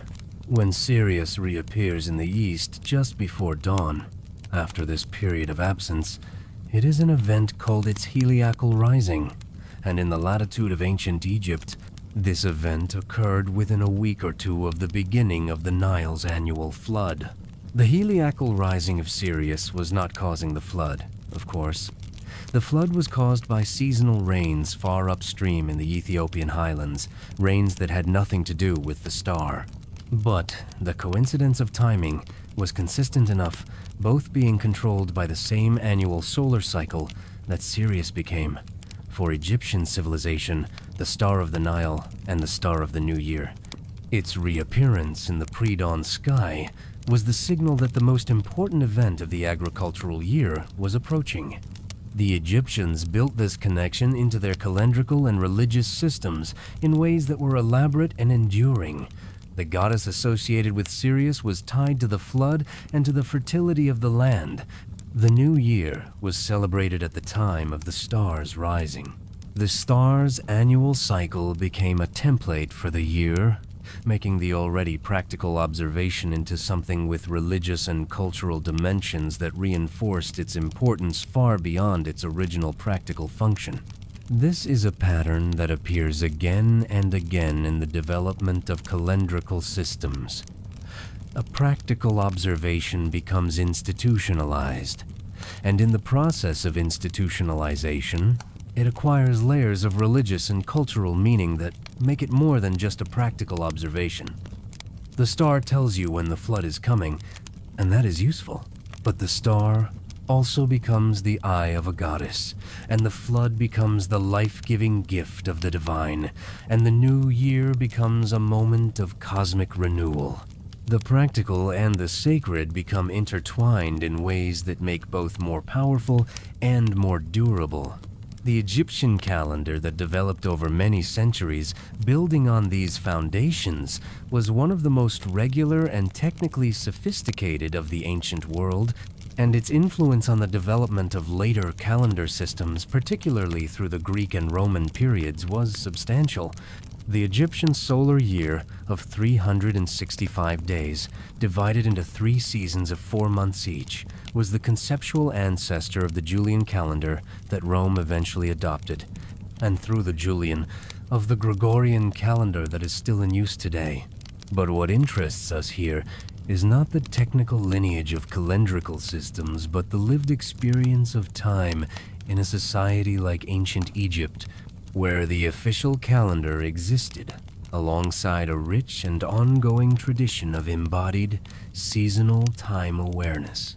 A farmer in the Delta, planting barley in the black soil left by the receding flood, was embedded in a temporal system that operated at multiple levels simultaneously. There was the official administrative year, with its numbered months and its official holidays and its tax assessment schedules. There was the religious year, with its festivals and commemorations tied to the agricultural cycle but elaborated with mythological significance. And there was the ecological year, the direct and immediate experience of the flood's arrival and departure, the quality of the soil in different seasons, the behavior of the birds that nested in the papyrus marshes, the feel of the air in the dry season and the wet season. These three levels of temporal experience were not in conflict. Most of the time they were mostly synchronized, because the official and religious calendars were designed to reflect the ecological one, but they were not identical. The official calendar, for all its sophistication, had the same fundamental problem as every solar calendar that does not include regular adjustment. Over time, it drifted. The Egyptian civil calendar of 365 days was a quarter day short of the actual solar year, and over the long centuries of Egyptian history, this accumulated into a drift of many weeks, eventually causing the calendrical new year to occur at a very different point in the actual seasonal cycle from where it had started. For the administration, for the tax records and legal documents that required precise dating within the official system, this drift was manageable. The system remained internally consistent, even as it drifted from the astronomical reality. For the actual farmers, whose work was tied to the actual flood and the actual growing season, the drift of the official calendar mattered less because they were reading the ecological signals directly. The flood came when it came, not when the calendar said it should, and the experienced farmer knew how to read the flood. This is a subtle but important point. The formal calendar, however sophisticated, was always a representation of time rather than time itself. And the people who actually lived in time, who planted when the conditions were right and harvested when the grain was ready, never entirely abandoned the direct relationship with the seasonal world that their formal calendar represented. The calendar was useful. It was necessary for certain purposes. But it was not the same thing as the lived experience of the year. And the experienced farmer could not be fooled by a date that told them to plant when the soil was still too cold or too dry. In the highlands of Ethiopia, where the rains that fed the Nile began, the farmers who cultivated the terraced fields of the highland plateau had a different relationship with time from the Egyptian farmers in the valley below. The Ethiopian highlands have a pronounced rainy season, the great rains that fall from roughly June through September, and the agricultural calendar is organized around this wet season and the dry season that follows it. The time markers that mattered most in this landscape were not the same as the ones that mattered in Egypt. The flooding of the Nile was an event that happened downstream. It was not something that the Ethiopian farmer experienced directly. What they experienced was the approach of the rains, which could be read from changes in the quality of the light and the humidity of the air and the behavior of certain birds and the state of their terraced fields, which told them, in the most direct possible way, what work needed to be done. Yet even here, in this very different agricultural and climatic context, the sky played its role. The Ethiopian traditional calendar, which is still in use in some form today, has roots that extend deep into the same ancient world that produced the Egyptian calendar, and it reflects a long tradition of sky observation. The stars of the dry season sky, with their particular patterns and associations, were as familiar to highland Ethiopian farmers as the Pleiades were to Mediterranean farmers, and the changes in what was visible overhead from month to month were read as signs of where in the agricultural year you were. This is worth dwelling on because it illustrates something about the universality of sky reading as a form of time reckoning. Wherever human beings settled down to farm, and wherever the night sky was clear enough to observe, which was most places, most of the time, before the industrial age, the stars became part of the temporal landscape. Not the same stars in every place, not organized in the same ways, not given the same meanings. But the practice of watching the sky and reading time from it appears again and again, independently, in agricultural cultures across the world. The Cherokee of North America used the night sky for seasonal reckoning. The Polynesian navigators, who crossed the Pacific in open canoes using the stars as their guide, had an intimate and detailed knowledge of the sky that allowed them to place themselves in time as well as space. The farmers of West Africa developed systems for reading the sky that were integrated with their agricultural and ritual calendars. The indigenous peoples of Australia maintained sophisticated astronomical knowledge that was tied to seasonal activities across enormous geographic ranges. This universality of sky watching is not a coincidence. It reflects the simple fact that the sky is the most reliable and widely shared temporal indicator available to the naked eye.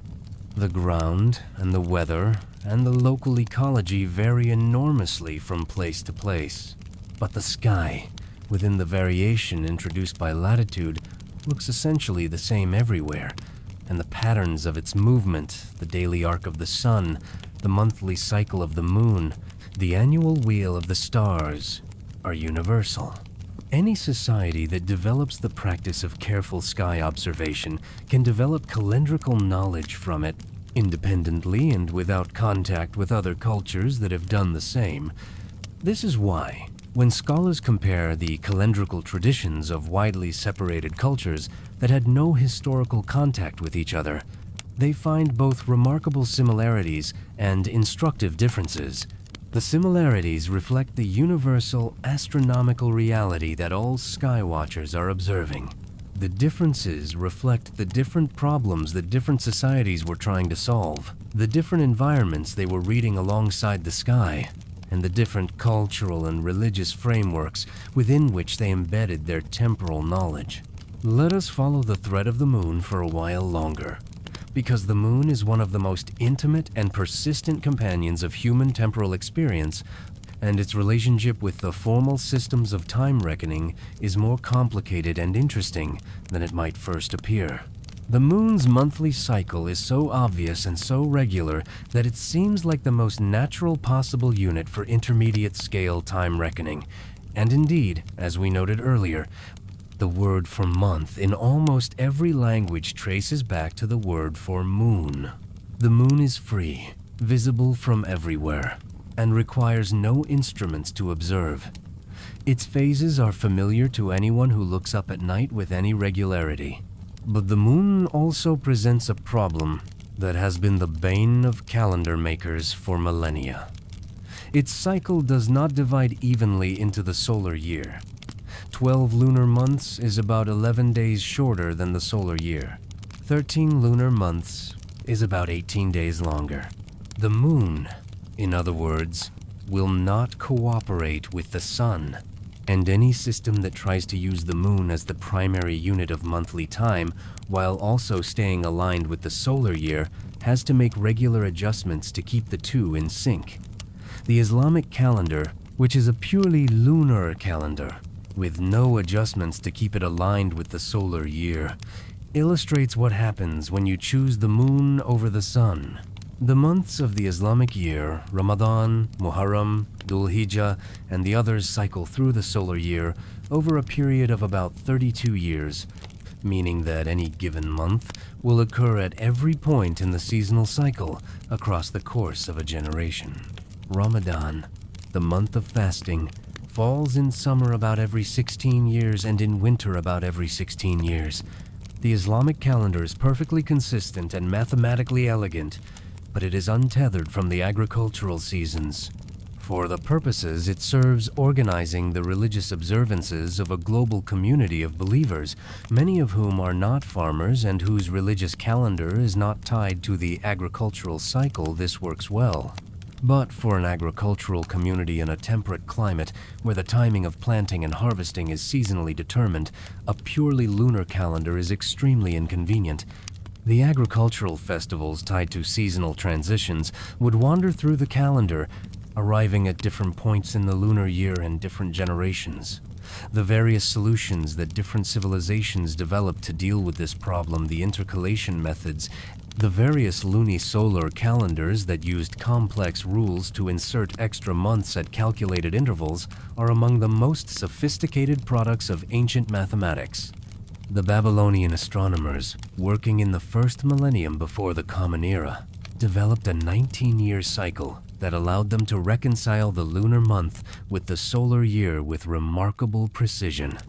This cycle, now called the Metonic cycle, after a Greek astronomer who independently rediscovered it, states that 19 solar years are almost exactly equal to 235 lunar months. The correspondence is close enough that a calendar based on this cycle will remain within a day of astronomical reality over the 19-year period, and then reset itself as the cycle begins again. The Metonic cycle is a beautiful thing, an elegant solution to an inelegant problem, a piece of mathematical order extracted from the messiness of astronomical incommensurability. And it illustrates a characteristic of the development of formal calendar systems that we see again and again. The solution to a timing problem often requires more sophisticated mathematics than the problem initially appears to demand. The practical need to know when to plant and when to celebrate festival eventually drives the development of mathematics and astronomy that go far beyond what practical necessity strictly requires. The people who developed the Metonic cycle were not doing applied agriculture. They were doing something that was becoming, by their time, a form of scholarship, the systematic observation and mathematical modeling of the sky for its own sake, as well as for its practical applications.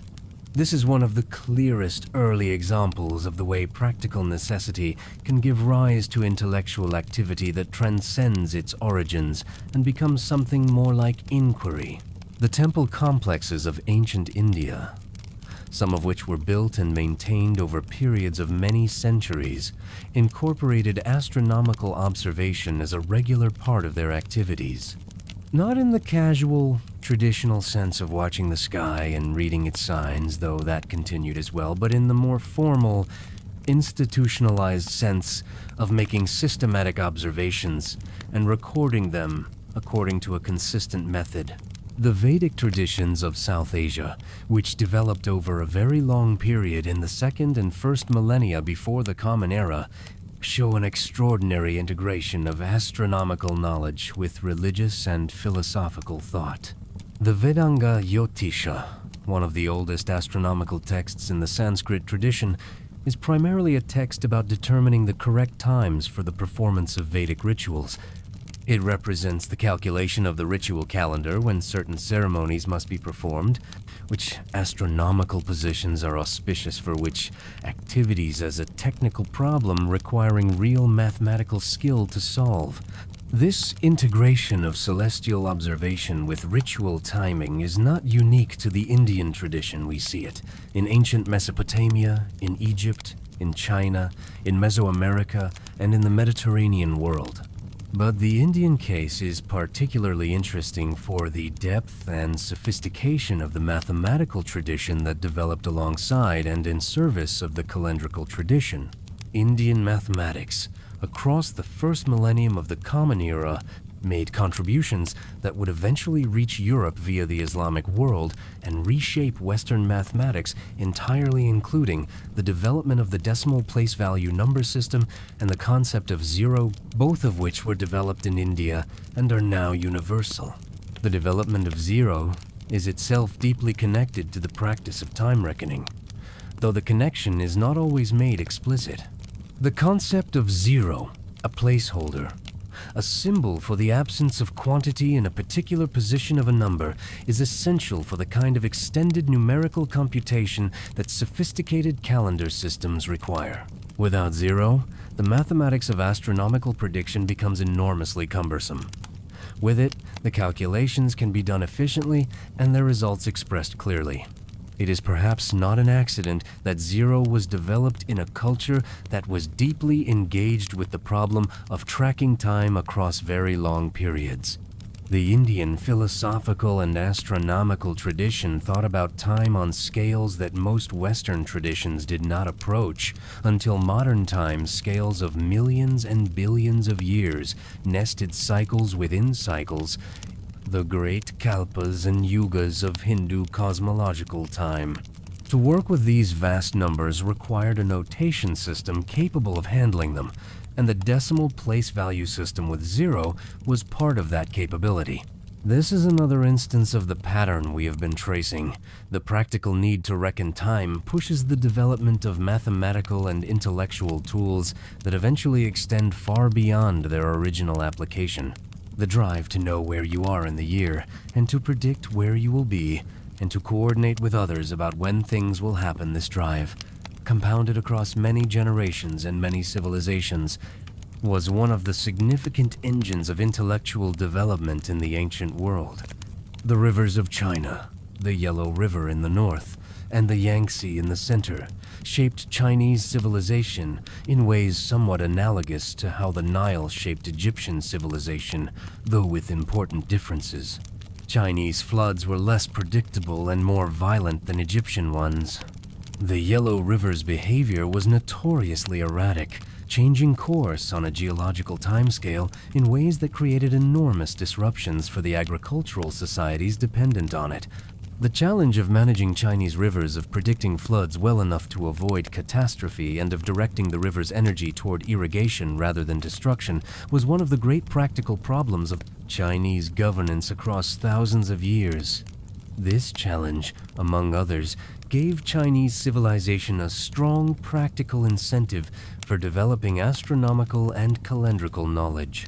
The state that could accurately predict floods and droughts, that could time its agricultural activities with precision and coordinate irrigation schedules across large areas, had significant advantages over states that could not.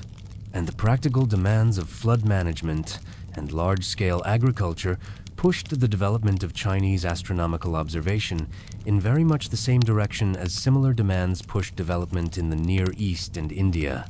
The Chinese astronomical tradition developed a characteristic emphasis on very long-term record-keeping. Chinese court astronomers maintain detailed records of their observations across many centuries, creating archives of data about celestial phenomena that are still scientifically useful today for reconstructing historical astronomical events.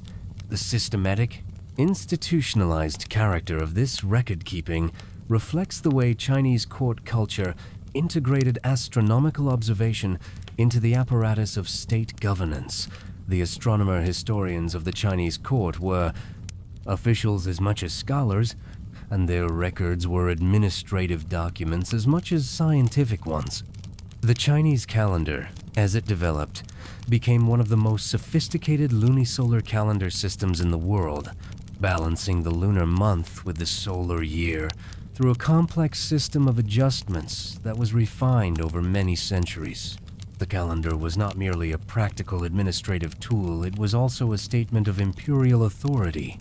The emperor's calendar was one of the mechanisms by which imperial power was expressed across the vast territory of China, because the ability to issue the official calendar to the provinces was a prerogative of the central government, and the acceptance of the imperial calendar was a form of acknowledgement of imperial authority. This politicization of the calendar, the way that the power to define and maintain the official temporal framework was tied to political power, was not unique to China. We see it everywhere that formal calendar systems developed. The connection between temporal authority and political authority runs deep in human history, because the ability to define when things happen, when festivals are held, when taxes are due, when the new year begins is itself a form of power. The person or institution that says this is when the year begins, and we know this because we have watched the sky and done the calculations, is asserting a kind of authority that goes beyond mere practical knowledge. This is perhaps why, in so many ancient societies, the calendar was maintained by priests or priestly institutions rather than by purely secular administrators. The sacred dimensions of time, the times that were auspicious or inauspicious, the festival days that connected the community to its gods or ancestors were intertwined with the practical administrative dimensions from very early on, and keeping them together in a single institutional framework reinforced the authority of that institution. The calendar was, in this sense, a kind of social contract, expressed in temporal terms. Everyone who used the official calendar was, implicitly, acknowledging the authority of those who maintained it, and the officials who maintained it were, implicitly, claiming a special relationship with the cosmos, the ability to read its rhythms and translate them into human terms. There is a small island in the North Atlantic, west of the Shetlands and north of the Hebrides, where archaeologists discovered a site that has changed the way many scholars think about the sophistication of Neolithic societies. The site at Skara Brae on Orkney and its associated complex of monuments, including the Ring of Brodgar in Maes Howe, represents one of the most complete surviving records of a Neolithic community in the world. Maes Howe is a large chambered cairn, a burial mound that was constructed with extraordinary precision. Like the more famous Newgrange in Ireland, it was built so that at the time of the winter solstice, the rays of the setting sun penetrate directly along the entrance passageway and illuminate the rear wall of the inner chamber. This alignment is too precise to be accidental. The builders, people who left no writing, who are entirely prehistoric. In the technical sense of that word, planned and executed a structure that required both an accurate understanding of the solar cycle and the engineering skill to orient a large stone building toward a specific astronomical event months before it would occur. What were they marking? The winter solstice is the shortest day of the year, the moment when the sun has reached its most southerly rising point and when the nights are at their longest. After the solstice, the days begin to lengthen again. In many cultures, this turning point was celebrated as a moment of profound significance, the moment when the year turned back toward light and warmth, when the threat of endless winter was defeated, when the world began its long journey toward the abundance of summer. For a community living through the northern Atlantic winter without any of the technologies that make modern winter comfortable, this turning point must have been a matter of genuine emotional and practical significance, not just symbolically, but physically. The days were very short and very dark and very cold, and the knowledge that they were about to begin lengthening again, however slowly, was not a minor comfort. The precision of the Maes Howe alignment suggests that the people who built it were tracking the solstice closely enough to mark its exact timing.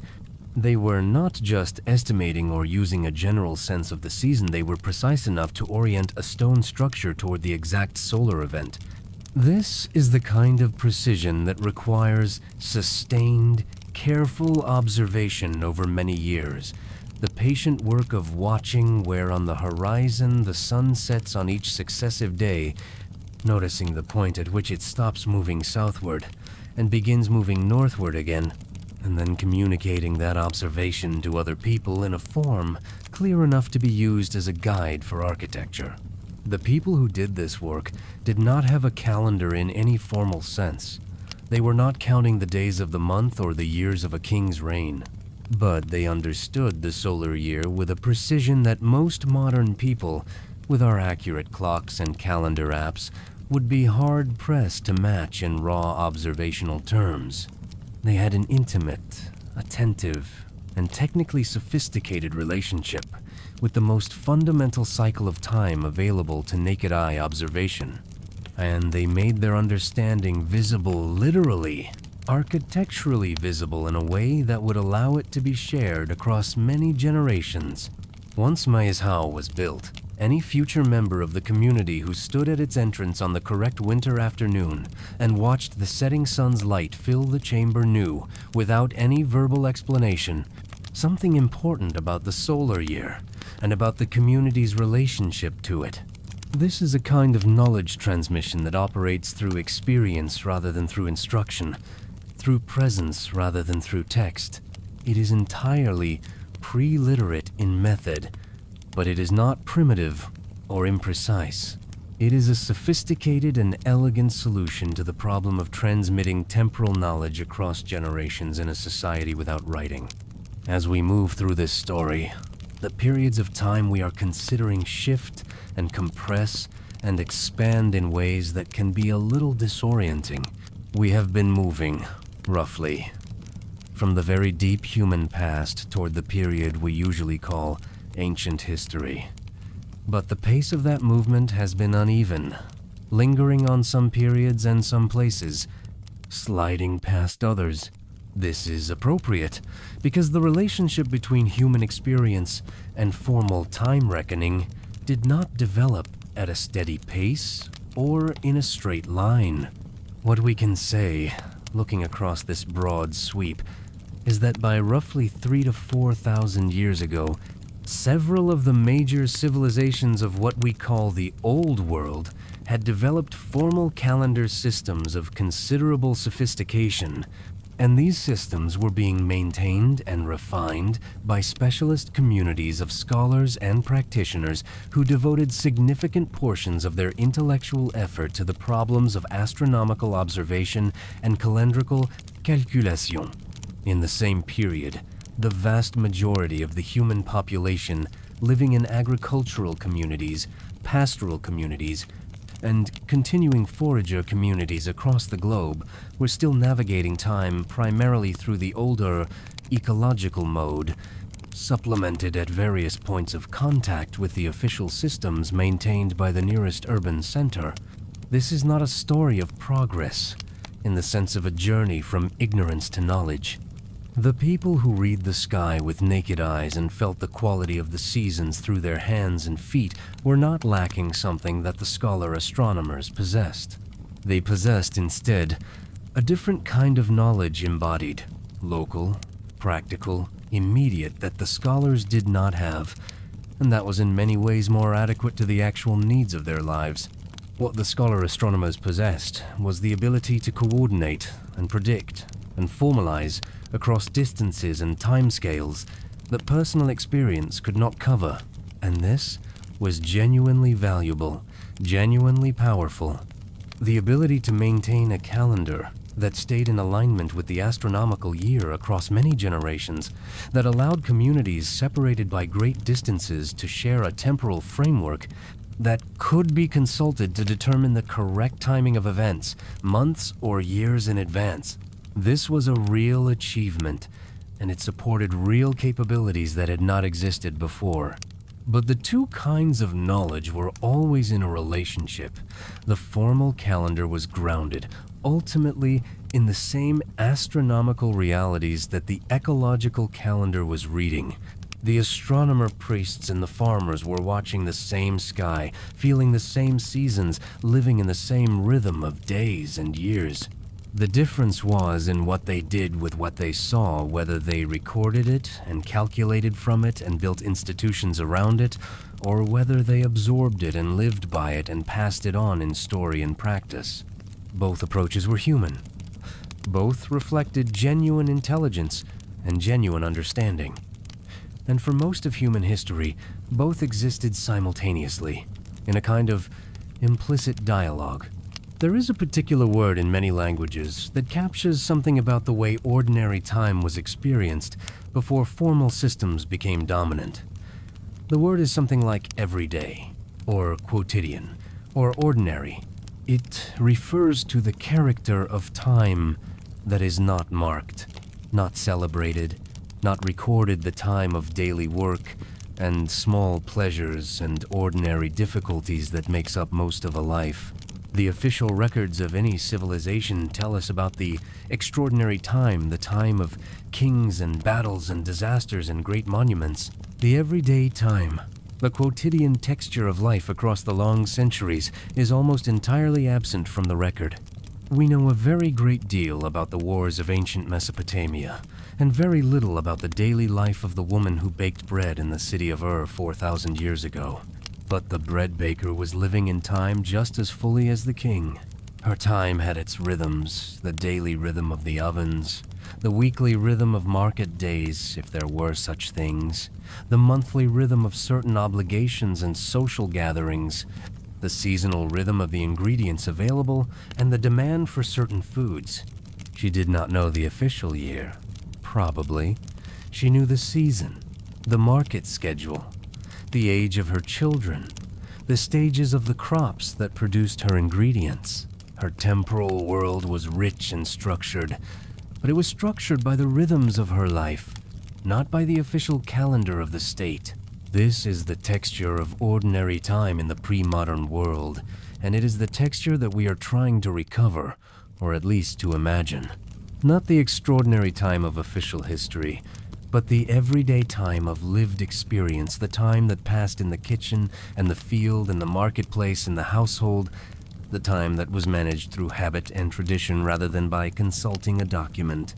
The woman baking bread in ancient Ur knew, without any formal calculation, that the harvest had been good this year because the flour felt right and there was plenty of it.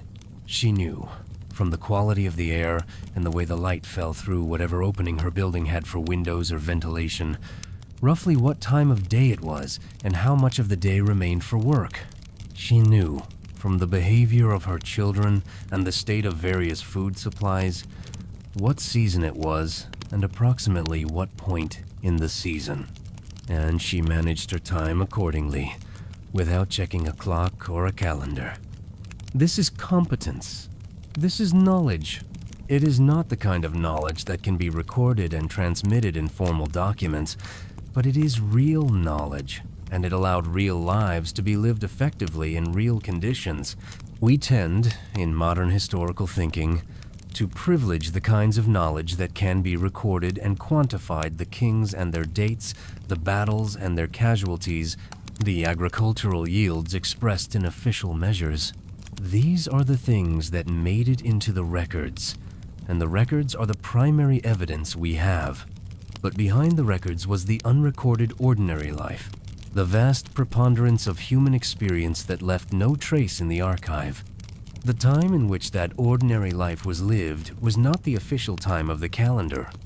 It was the lived time of the season, and the body and the household, a time that is very difficult to document, but that was, for the people living in it, the primary experience of time that there was.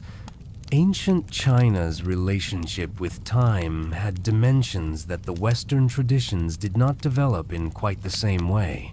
The Chinese philosophical traditions, particularly those associated with Taoism and certain strands of Confucianism, developed a deep interest in the quality of time, not its measurement, but its nature, the way different moments had different characters. The concept of shi, which is often translated as the right time or the opportune moment, captures something of this. The idea is that time is not uniform, that some moments are particularly suited to particular actions, and that acting at the right moment is more important than acting with great force at the wrong moment. The skilled person, in this tradition, is one who can read the quality of the moment and act in accordance with it, not forcing things, but moving with the current rather than against it.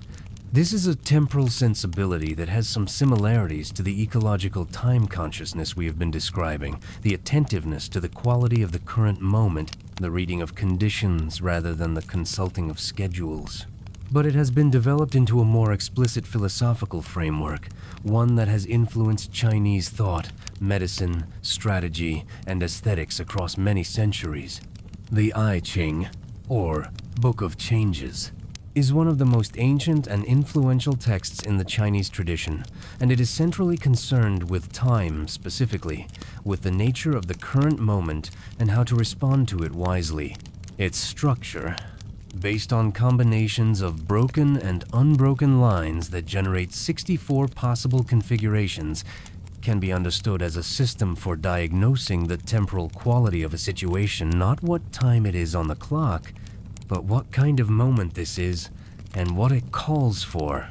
This is not the only way to understand the I Ching, and there is much scholarly disagreement about its origins and its proper interpretation.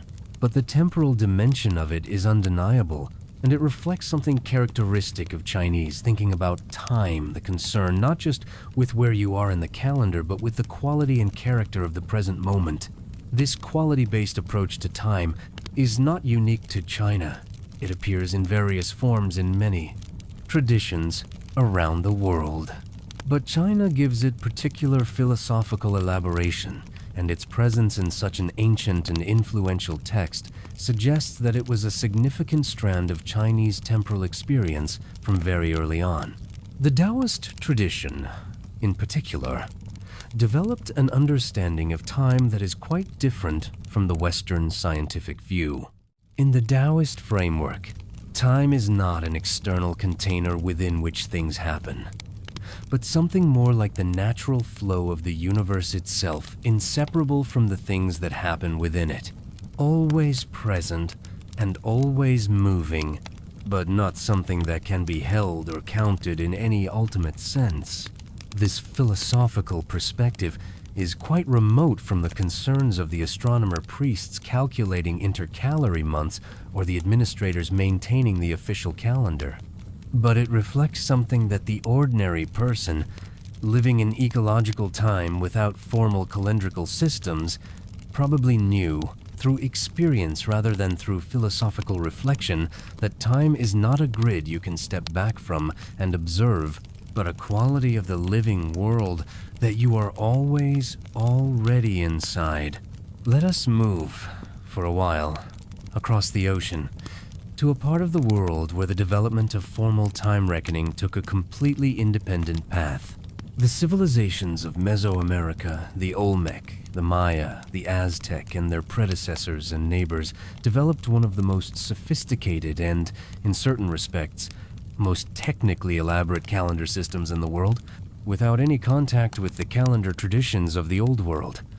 Their systems developed from their own astronomical observations, their own agricultural needs, their own cultural and religious frameworks. The Mayan calendar, which is the best documented of these systems, is actually a family of interlocking calendar systems, not a single calendar. There was a solar calendar of 365 days, divided into 18 months of 20 days each, plus 5 extra days at the end of the year. There was a ritual calendar of 260 days, which had no direct astronomical basis, but which was deeply embedded in Mayan religious and divinatory practice. And there was the long count, a system for counting days from a fixed starting point that allowed dates to be expressed as unique, non-repeating numbers extending for thousands of years.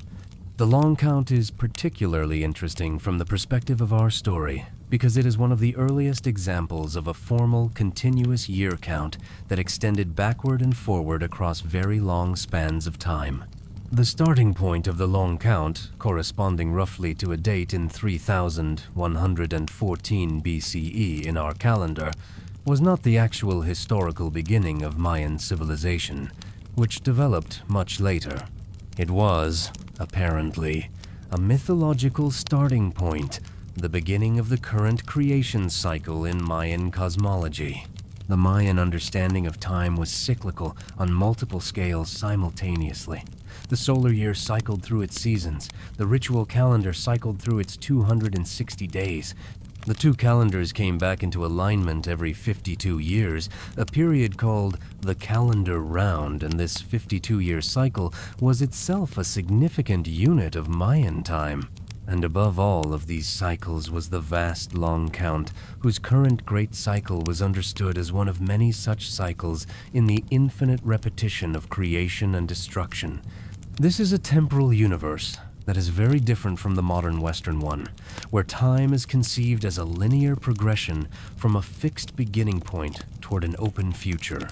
Mayan time was circular, or more accurately, cyclical patterns repeating at multiple scales. The present moment, located not just at a unique point in a linear sequence, but at the intersection of multiple recurring cycles. This cyclical view of time was not unique to the Maya. Something similar appears in Hindu cosmology, in the Aztec calendar, in various traditions from different parts of the world.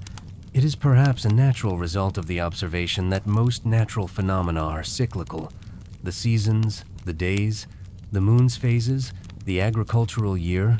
If the observable world is organized around cycles, it is natural to think of time itself as cyclical.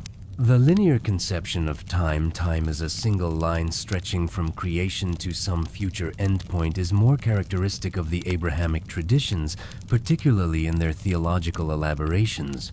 The idea that history has a direction, that it is moving towards some final destination, that the present moment is unique and unrepeatable, is in some ways a product of a particular theological and philosophical tradition, rather than a universal human intuition. Most pre-modern civilizations, if anything, leaned more towards cyclical than linear conceptions of time. The year returns, the flood returns. The seasons of human history, prosperity and decline, order and chaos repeat in patterns that experienced observers recognize. The new is often understood as a recurrence of the old, the present king as the latest in an eternal cycle of kings. The current drought as another instance of droughts that have always come and always passed. This cyclical sensibility made the precise numbering of years somewhat less important than it might otherwise be, because a particular year was interesting, not just as a unique moment in a linear sequence, but as an instance of a recurring pattern. The question was not only what number year is this, but what phase of the cycle is this? What does this moment resemble in previous cycles? What can we learn from those earlier moments about how to navigate the present one? The desert regions of the world, the great deserts of Africa and Asia and Australia, had their own particular relationship with time, shaped by the extreme seasonality of those environments and the specialized adaptations required to live within them. In the Sahara, which was not always the desert it is today, it went through periods of significantly greater moisture in the deep past. The people who lived along the edges of the habitable zones during more arid periods developed extraordinary skills of reading time and weather from very subtle environmental cues. In an environment where the difference between adequate water and deadly thirst could be a matter of days, the ability to read the sky and the wind and the ground for signs of moisture was a survival skill of the most immediate kind. The seasonal winds of the Saharan region carry information about rainfall in ways that experienced observers can read. The behavior of certain insects and animals signals the approach of seasonal changes. The quality of the light and the specific character of certain cloud formations tells stories about what the atmosphere is doing at high altitude, above where you are standing. This kind of environmental reading in extreme desert conditions is perhaps the most demanding and most refined version of ecological time reckoning that human beings have developed.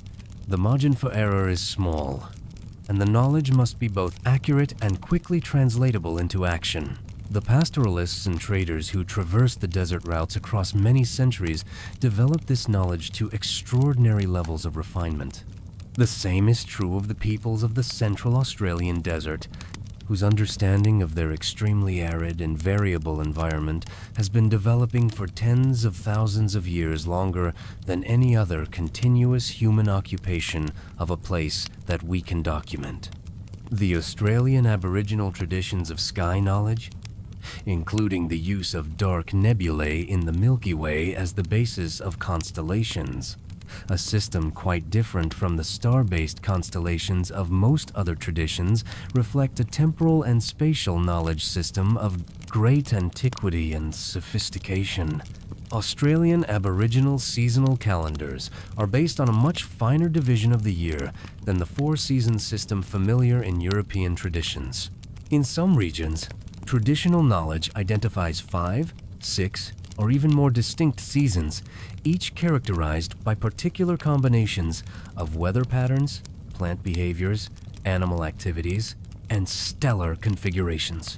This finer seasonal resolution reflects the ecological reality of those environments, where the differences between what we might call spring and early summer are less relevant than the differences between the particular weather patterns and food availability associated with different months. The depth of this knowledge accumulated across perhaps 50 or 60,000 years of continuous occupation of the Australian continent is genuinely extraordinary. The people who carried it were not just knowing when to look for certain foods or how to find water in dry periods. They were maintaining a detailed, sophisticated, and continuously updated model of the ecological and temporal relationships of an entire continent, organized through the cultural and ceremonial traditions that transmitted this knowledge from generation to generation. This is, in a sense, the ultimate refinement of ecological time consciousness, not just the personal attentiveness of an individual observer, but the collective, institutionalized, ceremonially maintained knowledge of a community across immense spans of time. The absence of writing did not prevent the accumulation and transmission of this knowledge. It prevented us, now, from seeing much of it directly. But the oral, ceremonial, and landscape-embedded traditions through which it was maintained were, for their purposes, effective across timescales that dwarf the entire written historical record of the Western world.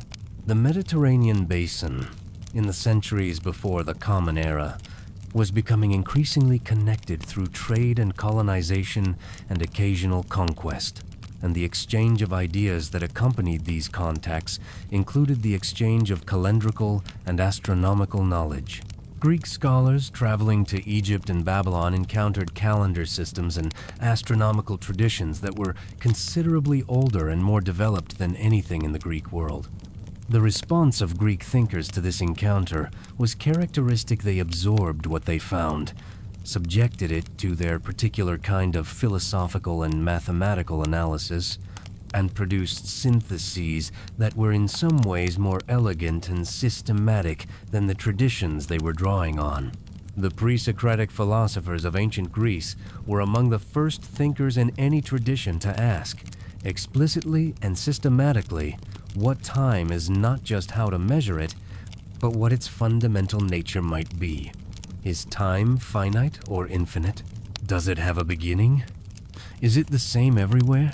These are questions that earlier practical and religious approaches to time had not posed in this explicit philosophical form, and the Greek response to raise the questions, argue about them, and develop systematic positions on them marks a significant moment in the history of human thinking about time.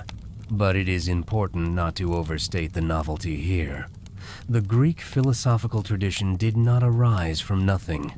It was deeply shaped by older traditions, including the wisdom traditions of Egypt and Babylon, and by the ongoing practical experience of Mediterranean agricultural and maritime life. The abstract philosophical questions about the nature of time were posed against a background of very concrete practical experience with time. The experience of seasons, of navigation by the stars, of agricultural cycles, of the particular rhythms of Mediterranean life. The Greek astronomers of the Hellenistic period, the several centuries following Alexander's conquests, when Greek-speaking scholars worked in cities like Alexandria that were at the intersection of multiple great intellectual traditions, made mathematical contributions to astronomy that were genuinely transformative. Hipparchus, in the 2nd century BCE, made careful measurements of the positions of stars and planets and compared them with earlier observations. Discovering that the positions had shifted in a regular way, a discovery we now call the precession of the equinoxes, the slow wobble of the Earth's axis that causes the stars to appear to shift their positions relative to the equinoxes over a cycle of roughly 26,000 years. This discovery is remarkable for multiple reasons. First, because it required comparing observations made centuries apart, which means it required the accumulated record of earlier observational traditions, particularly the Babylonian tradition, which had maintained detailed records of celestial positions over many generations.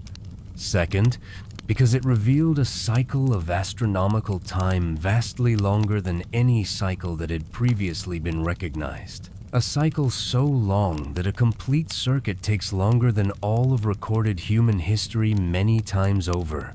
And third, because it illustrated the power of combining systematic observation with mathematical analysis to reveal patterns invisible to ordinary experience. But again, the practical calendar needs of the Mediterranean world were being served through this period by systems considerably simpler than the latest Hellenistic astronomy.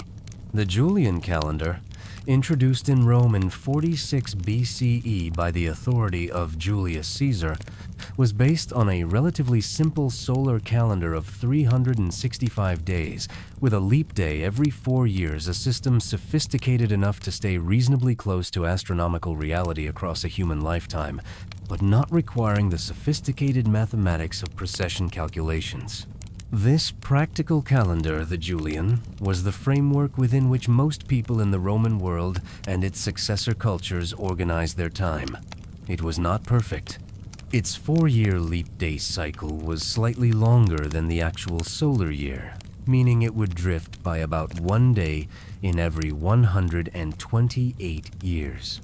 Over the 14 centuries between Caesar's calendar reform and the next major revision, this drift accumulated to about 10 days, enough to matter for the Easter calculation, which is why the correction was eventually made in the form of the Gregorian calendar reform of 1582. But for the ordinary person in medieval Europe, or in Roman times, this drift was entirely invisible. The calendar said what year it was and what day it was, and that was the framework within which life was organized. The discrepancy between the calendar and the astronomy was the problem of scholars and ecclesiastical authorities, not of the farmer or the merchant. The concept of the era, a specific starting point from which years are counted sequentially forward, is so familiar to us that it is easy to forget how recent it is and how contingent its development was. We live in a world where the common era year count, the system that numbers years forward from a fixed point calculated by a 6th century monk named Dionysius Exiguus, is effectively universal. It was designed to facilitate the calculation of Easter, not to become the global reference for all human time, but historical circumstance has made it so. When we say that something happened in a particular year, we are using a temporal coordinate system based on Dionysius's calculation, extended forward and backward from his 6th century reference point. This universality is extraordinarily convenient for global coordination and communication, and for the writing of global history. But it is a very recent development. Even in the medieval European world where Dionysius was working, the Common Era year count was not immediately universal. It was used by scholars who found it convenient for Easter calculation, and it gradually spread from that scholarly context into broader administrative and legal use. But for centuries after Dionysius, many documents in the Latin tradition were dated by regnal years, or by other local systems, rather than by the Common Era count. In other parts of the world, in China, in India, in the Islamic world, in Japan, the Common Era count was unknown or irrelevant until modern times. Each had its own system, often multiple overlapping systems, for placing events in time. The universality of the Common Era count is a product of the modern period of the global economic and political integration that followed European expansion, not of any inherent superiority of the system. What this means, if we take it seriously, is that the numbered year familiar to us today, the year that appears on every document and screen and calendar in the modern world, is a specific historical artifact. One particular solution to the problem of temporal coordination, extended backward through history by an act of scholarly retroversion and forward by the force of historical circumstance. This does not make the Common Era year count false or invalid. It is a functional and widely shared system, and its universality is a real advantage. But it is not natural in the sense of being the inevitable expression of some universal truth about time. It is conventional, a convention that has become universal through a process that was far from inevitable. And this means that the people who lived before it, who navigated time without the numbered year, who oriented themselves in time through the seasonal rhythms of their environment, through the memories of their communities, through the astronomical observations of their eyes and the practical wisdom of their hands, were not without a relationship with time. They had a relationship with time, a different relationship from ours. In many ways, a more intimate and embodied one. The counted year gave people something genuinely useful, a way to place themselves in a shared, extended temporal framework, a way to coordinate across distances and generations, a way to locate themselves in the flow of history. But it also introduced, inevitably, a certain distance from the immediate, felt experience of time. When you have a number for the year, you have something to put on documents and compare with other numbers. But you have also, subtly, begun to treat time as something external to yourself, a coordinate system you inhabit rather than a quality of experience you live. This shift is so gradual and so deeply embedded in modern life that most of us do not notice it. We simply live within the numbered year as if it were natural, as if the year always had a number and always will, as if the number is time itself rather than just a label we put on it. But time itself, the actual flow of days and seasons, the rhythm of the body and the land remains, beneath the numbers, what it always was. The sun rises and sets in the same patient arc. The seasons turn in their old familiar order. The stars wheel overhead in the same ancient patterns that people were reading long before anyone thought to put a number on the year. The counted time and the felt time coexist in us, as they have coexisted in human experience since the first formal calendars were developed. We have not abandoned one by adopting the other. We have simply layered them, the newer over the older, the formal over the immediate, the universal over the personal. And in quiet moments in the middle of the night, or in the pause at the end of a long day, or in the gradual fading of a summer afternoon, the older layer sometimes makes itself felt. Not as the absence of the formal system, but as something beneath it, something that the formal system was built to describe, but cannot contain.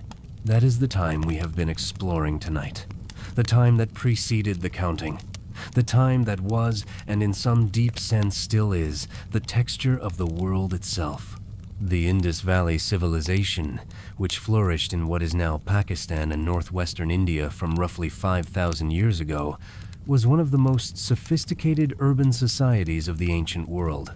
Its cities, Mohenjo-Daro and Harappa, are the most famous, were remarkable for their planning and engineering, featuring grid-patterned streets, sophisticated drainage systems, and standardized weights and measures that suggest a high degree of centralized administration.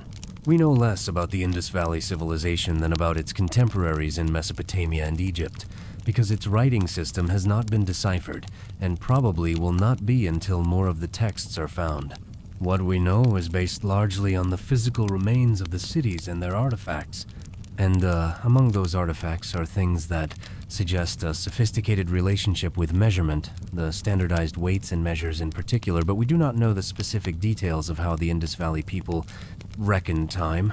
What we can infer from the general context is that they had some form of seasonal and agricultural calendar, because their agriculture, dependent on the monsoon rains, was as season-sensitive as any other ancient agriculture.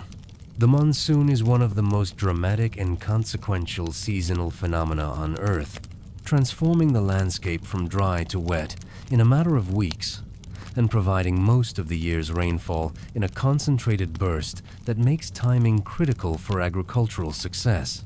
Any agricultural society in the monsoon zone has a strong incentive to track the approach of the monsoon carefully and to organize its planting and other agricultural activities in relation to it. The approach of the monsoon is readable from the sky and the atmosphere in ways that experienced observers can detect. The particular quality of the pre-monsoon air, the clouds that begin to build from the southwest, the behavior of certain birds that are responsive to humidity changes, these are the ecological signals of the monsoon's approach. And in a society as organized and sophisticated as the Indus Valley cities appear to have been, the people responsible for managing the agricultural cycle would have been reading these signals carefully, using them to time activities that the entire society depended on.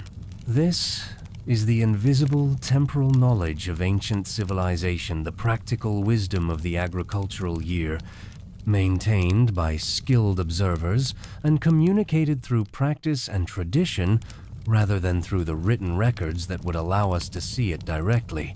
In the uplands of what is now Mexico, the people who would eventually develop the Aztec civilization were In the centuries before the first millennium of the Common Era, still organized in village-scale agricultural communities, growing maize and beans and squash in fields that took advantage of the particular patterns of seasonal rainfall in that highland environment. The Aztec, or more properly, the Mexica, were relative latecomers to the great tradition of Mesoamerican civilization. The Olmec and the Maya had been developing sophisticated urban cultures for over 1,000 years before the Mexica rose to political prominence in the central Mexican highlands. But the Mexica inherited and absorbed the calendrical and astronomical traditions of their predecessors, and the calendar system they used at the time of Spanish contact was a synthesis of many centuries of Mesoamerican temporal knowledge. The Aztec calendar stone, the massive circular stone carving now in the National Museum of Anthropology in Mexico City, is one of the most famous artifacts of the ancient world, and it is widely known as a calendar, though its actual function was probably more complex than simple timekeeping. What it does represent is a visual synthesis of the Aztec cosmological understanding of time, the different cycles, the 5 suns or creation ages, the central solar disk expressed in a form intended to be read by people who shared the cultural framework needed to interpret it. For those who could read it, the calendar stone was a map of time in much the way that the night sky was a map of time for earlier peoples. Not a clock or a date book, but a representation of the deep structure of temporal reality, as the Aztec tradition understood it, the cycles within cycles, the ages of the world, the ongoing relationship between the human community and the cosmic forces that govern time. The Aztec understanding of time was, like the Mayan understanding, fundamentally cyclical and cosmological. Time was not merely an administrative convenience, it was charged with meaning, with the ongoing drama of creation and destruction, with the constant need for human ritual action to keep the cosmic wheels turning. The calendar was not just a tool for organizing daily life, but a framework for understanding the human place in a universe that was always precarious, always requiring maintenance. This sense of time as demanding human participation, that the proper performance of ritual at the proper times was necessary to keep the sun rising, the rains coming, the cycles continuing, is characteristic of many traditional religious systems and reflects something deep about the human experience of seasonal time. The seasons do seem to need human acknowledgement. The winter solstice does seem to need to be marked. The return of spring does seem to need to be celebrated. The harvest does seem to need to be given thanks for. Whether this is literally necessary for cosmic continuity is a theological question. But the psychological and social reality of this need the felt sense that the seasons require human participation to become fully real seems to be widespread and deep. There is a quality to early autumn afternoons that is unlike any other time of year.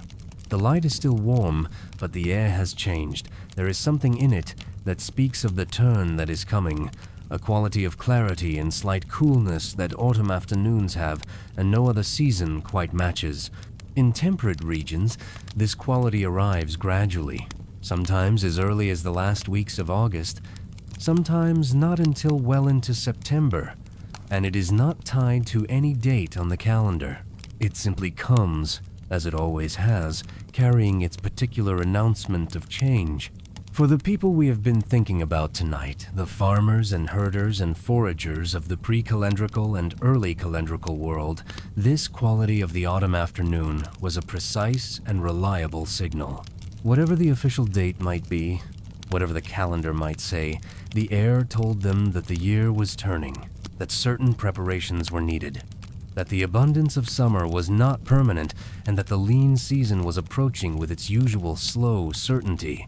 This is perhaps the most personal kind of time knowledge there is, the kind that lives in the body's response to the world, in the particular sensitivity to seasonal change that develops in people who spend their lives outdoors and whose lives depend on reading those changes accurately.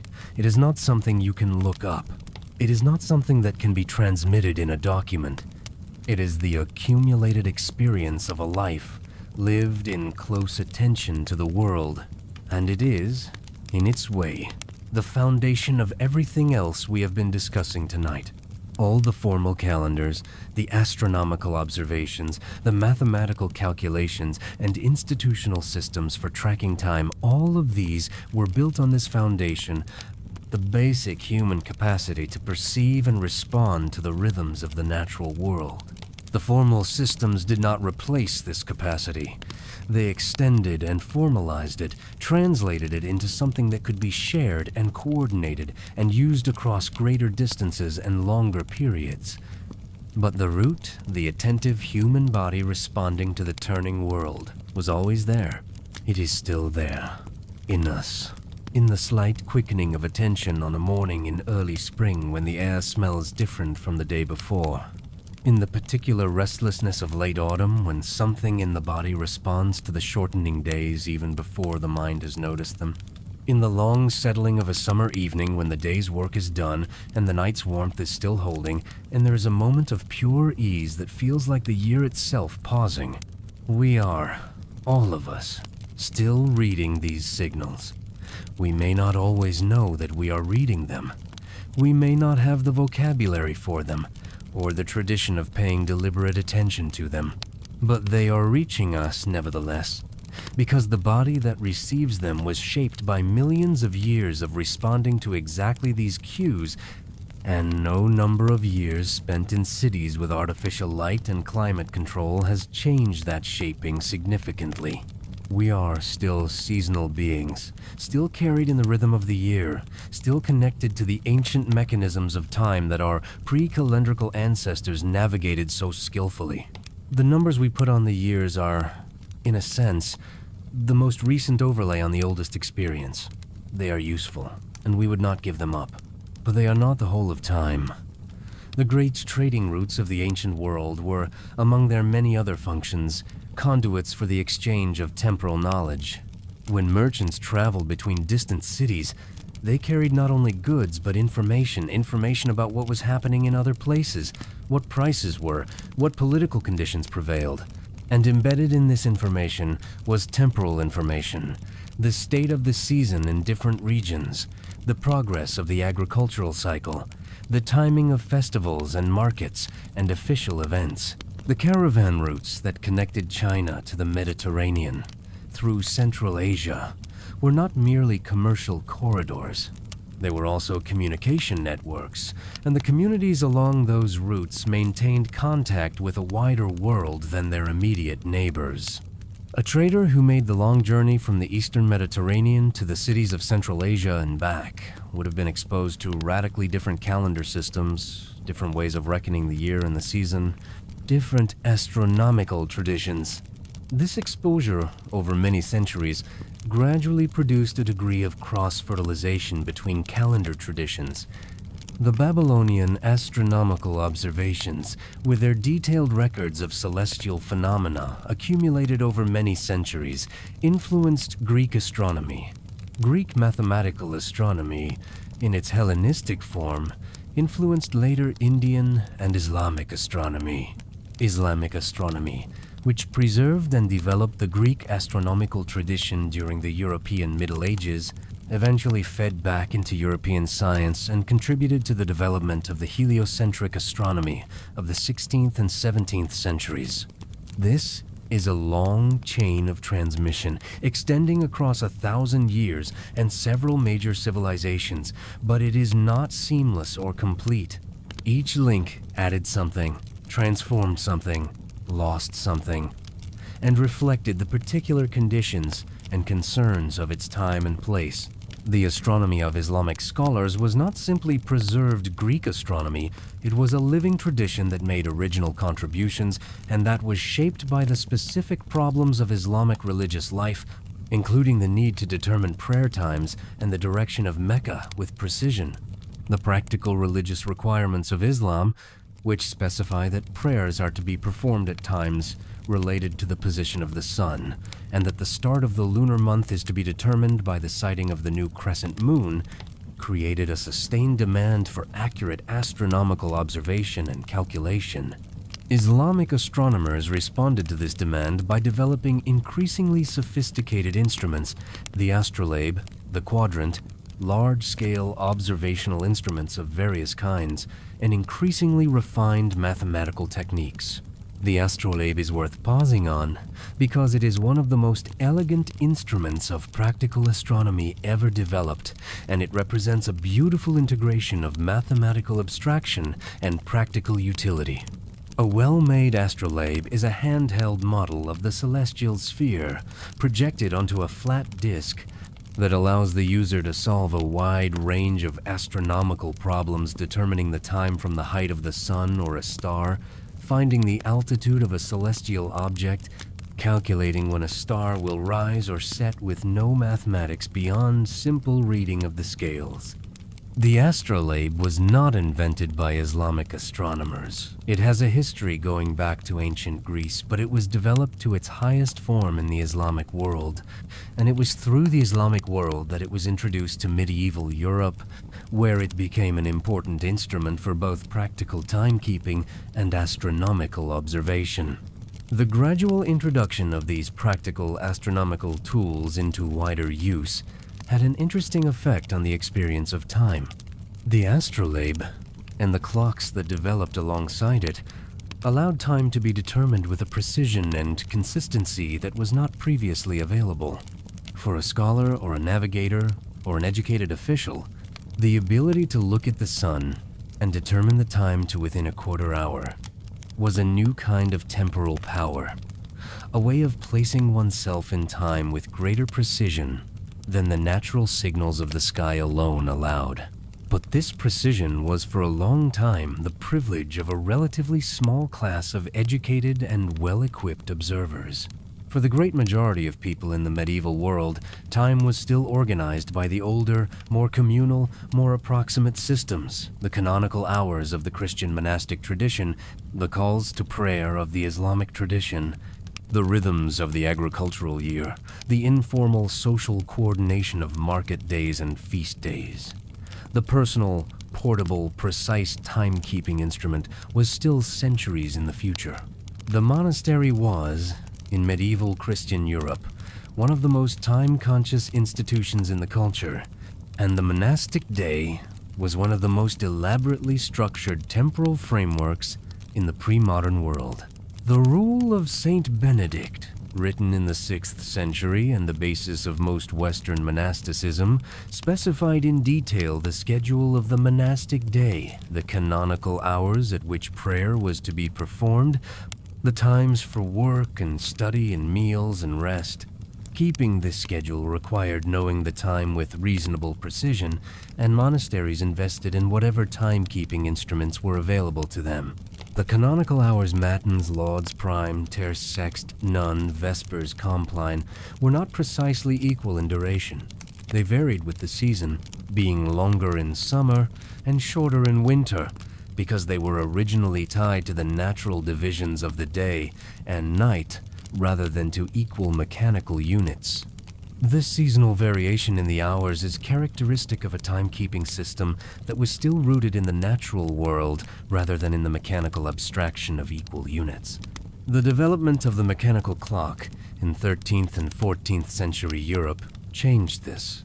The mechanical clock, driven by a falling weight and regulated by an escapement, divided the day into 24 equal hours regardless of the season. This was, in a technical sense, a less natural system than the variable hours it imposed, an artificial regularity on a day that was actually of varying length throughout the year.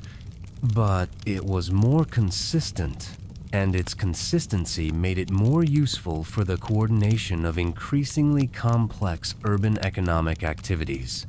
The equal hour, which is the hour we know today, is actually a fairly recent convention in the long history of human time reckoning. For most of human history, the division of the day was tied to the actual length of the day, long hours in summer, short hours in winter, because the day was divided into a fixed number of parts, and the parts varied as the whole varied. This seasonal variation in the hour seems strange to modern intuitions, but it was entirely natural to the people who used it, because it reflected the actual experience of time, the long summer days that were divided into long hours, the short winter days that were divided into short ones. The mechanical clock's equal hour imposed a uniformity on time that the natural world did not have, and this imposition was, in retrospect, a significant step in the progressive separation of formal time from natural time. Before the mechanical clock, even the most sophisticated formal timekeeping was still tied, however indirectly, to the actual movements of the sun. After it, time was something that could, in principle, be measured and coordinated entirely without reference to the sky, a possibility that the clock's users were perhaps not immediately aware of, but that was already implicit in the mechanism. This separation would continue and deepen across the following centuries, as mechanical timekeeping became more precise and more widely distributed, as industrial schedules replaced agricultural ones as the primary framework of daily temporal organization, and as the entire cultural relationship with time shifted toward what we now call clock time, the experience of time as a uniform, measurable commodity that can be divided into equal units and exchanged for money. But we are getting ahead of ourselves. In the period we have been primarily discussing, the long pre-modern period of human history, clock time was still far in the future. The ordinary experience of time was still, for most people in most places, the experience of the seasons and the days, organized by custom and agricultural necessity and communal rhythm rather than by mechanical precision. The harvest is perhaps the most emotionally significant moment in the agricultural calendar, and it is worth dwelling on it as a way of understanding what the temporal rhythms we have been discussing actually felt like from the inside. The harvest was not a single moment, it was a period, sometimes a very long period, of concentrated work that had a particular quality of urgency combined with satisfaction. The crops that had been planted and tended across many months were finally ready, and they needed to come in before the weather changed, or the rains came, or the grain began to fall from the stalks on its own. There was a window, and the window had to be used fully, and the work required was too much for any single family to accomplish alone. This meant that the harvest was, in most agricultural communities, a communal effort. Neighbors helped neighbors, their labor to be returned in kind when the neighbor's harvest came. This reciprocal labor arrangement was one of the most important social institutions of agricultural life, and the harvest period was when it operated most visibly and most intensively. The fields that had been the private work of individual households through the growing season became, at harvest, a collective effort, with groups of people working together and moving from field to field as each crop reached its moment. The atmosphere of the harvest period had a quality that those who have experienced it describe in consistent terms across cultures and times, exhausting but exhilarating, communal and purposeful, with a kind of joy that comes from working at the outer limit of one's physical capacity in company with others who are doing the same.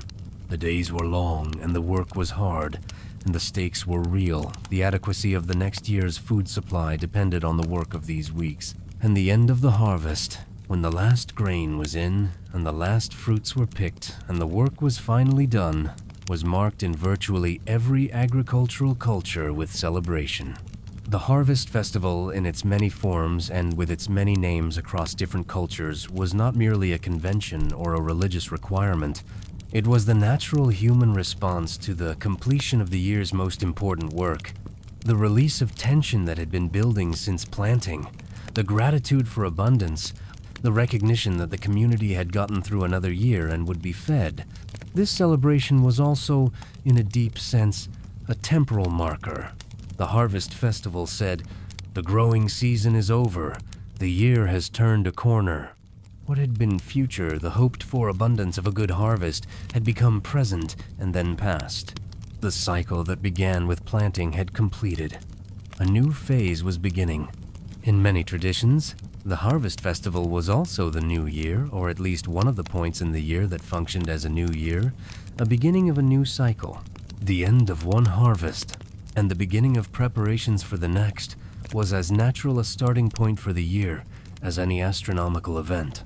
And unlike solstices and equinoxes, which require precise observation and calculation to determine, the harvest was obvious and shared. Everyone in the agricultural community experienced it simultaneously, and its completion could not be missed. The felt quality of the years turning at harvest time is still available to people who live in agricultural regions, even in the modern world. The combination of completion and anticipation, the sense of an ending that is also a beginning, the particular autumn light, and the smell of harvested grain, these are experiences that connect the present moment to all the harvests that came before it, to the same moment repeated across the entire span of human agricultural history. This is the time texture that most of human history was lived in, and that the formal calendar systems were built to organize and coordinate. Before there was a name for the month of harvest, the harvest was happening. Before there was a numbered year, the cycle was turning.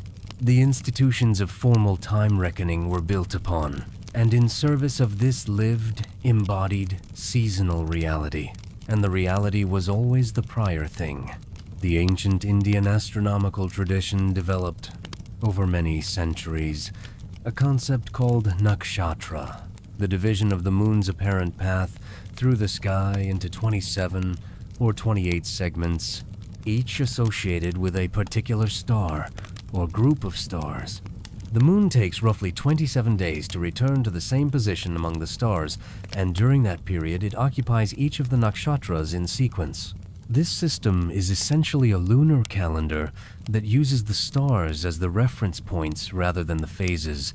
Instead of tracking whether the moon is full or crescent, you track which nakshatra it is in, where it is positioned relative to the background stars. Each nakshatra has its own name, its own associated mythology, and its own astrological characteristics, making the lunar position a much richer and more nuanced temporal indicator than the simple phase. The nakshatra system is a good example of how different calendrical traditions develop different solutions to the problem of fine-grained time division within the month. The lunar phase system, full moon, half moon, new moon, crescent, is the most visually obvious and widely shared. The nakshatra system offers a different kind of precision and a different set of cultural associations. Neither is better in any absolute sense. They are different ways of making the same cycle tractable and meaningful. Similar systems existed in other parts of the world.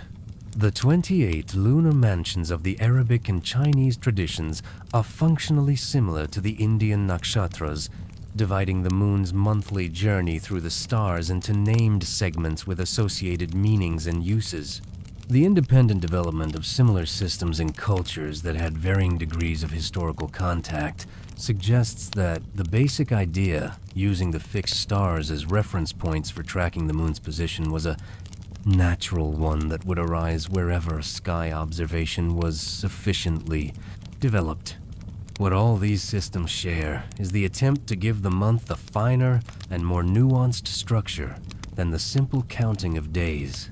Instead of this is day 14 of the month, the nakshatra or lunar mansion system allows you to say, this is the time of the such and such station, with its particular qualities and associations. This qualitative naming of the day within the month is characteristic of a temporal culture that thinks of time not just as quantity but as quality, not just how much time has passed, but what kind of time this is. This quality-based temporal thinking, which we have encountered several times now, in the Chinese tradition, in the Mayan calendar, in the Australian Aboriginal seasonal calendar, in various others, seems to represent something fundamental about pre-industrial temporal experience. When time is organized primarily by the natural world rather than by mechanical abstraction, different moments have different characters. The morning of the summer solstice is not just any morning, it has a specific quality that no other morning has. The night of the full moon in harvest season is not interchangeable with any other night. The particular nakshatra that the moon occupies tonight is different from the one it occupied last night, and from the one it will occupy tomorrow. This sensitivity to temporal quality, to the specific character of this moment, rather than just its position on a scale, is something that formal clock time and calendar dates tend to flatten, when every hour is equal, and every day is interchangeable. The particular character of specific moments becomes less salient.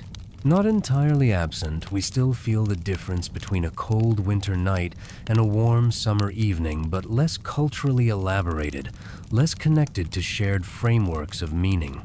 The recovery of this sensitivity to temporal quality is perhaps one of the things that draws people across many cultures and historical periods to the older traditions of skywatching and seasonal attentiveness.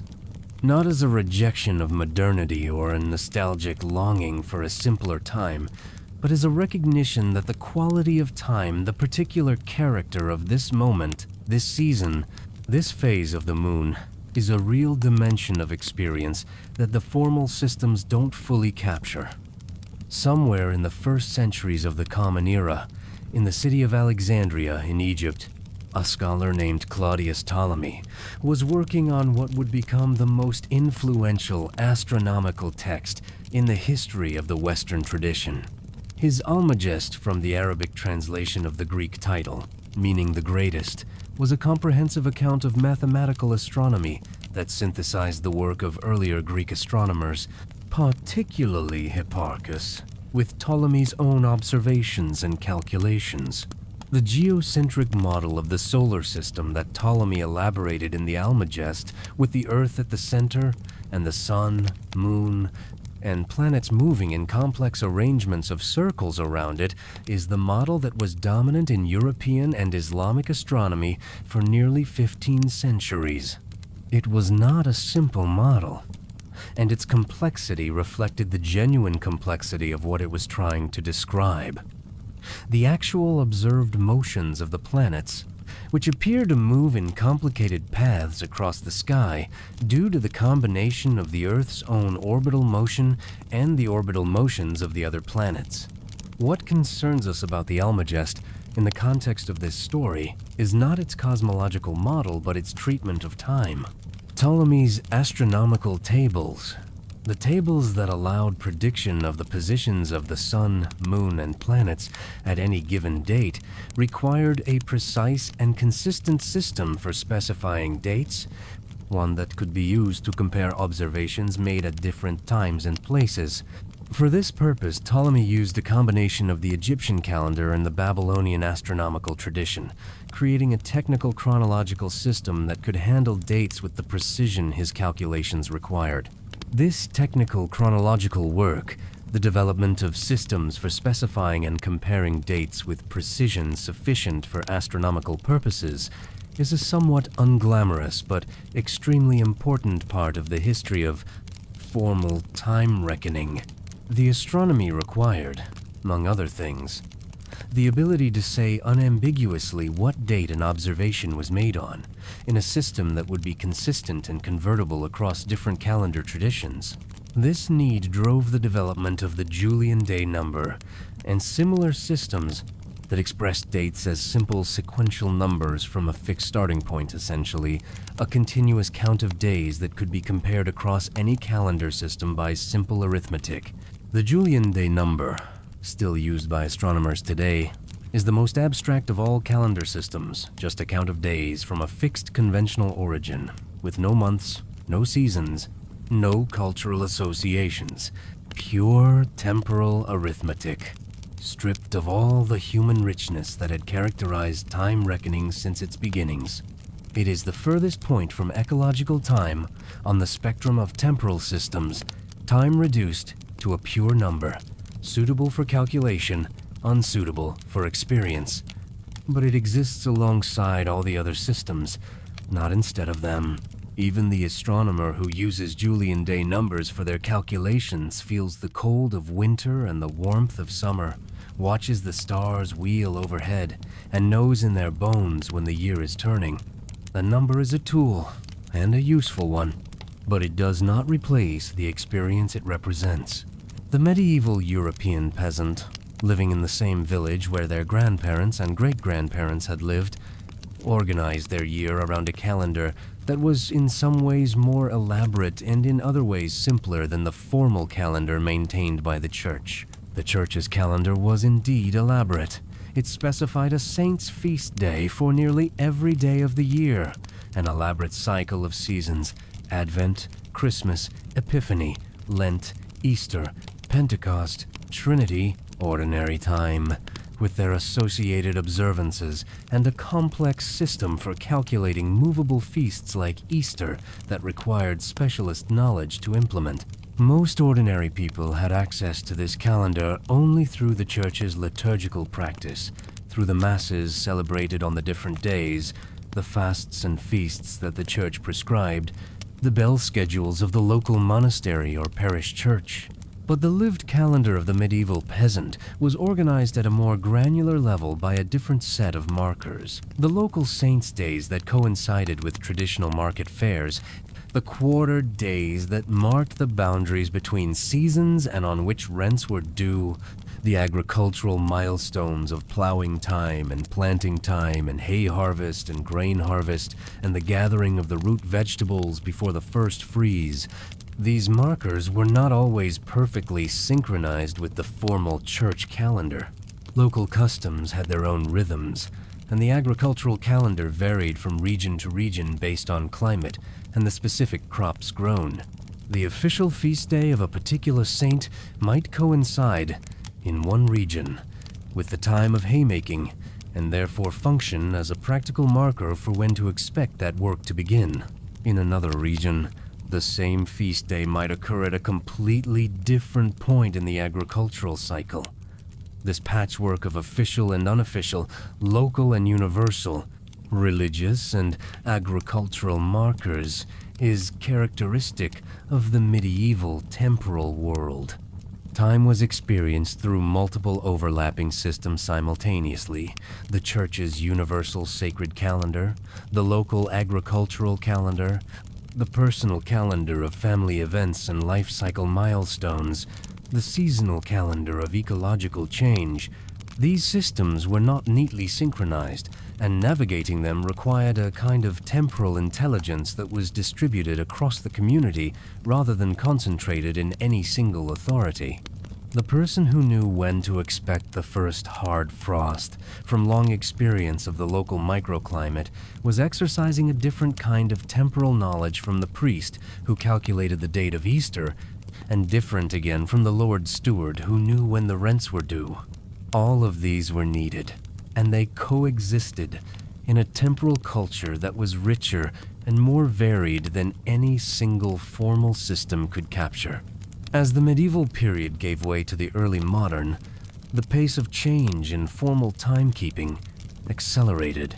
The development of the mechanical clock, spreading gradually from monasteries to church towers to private homes to pocket watches across the 14th, 15th, and 16th centuries, made personal, portable, precise timekeeping increasingly common among the educated and prosperous classes. The impact of this was not immediate or uniform. A clock on the church tower changed the temporal experience of the town in which it stood. The bells that rang the hours provided a public reference that anyone within earshot could use. But for the majority of the population, who lived in rural areas and whose daily lives were organized primarily by agricultural and seasonal rhythms, the church clock was still a distant urban phenomenon.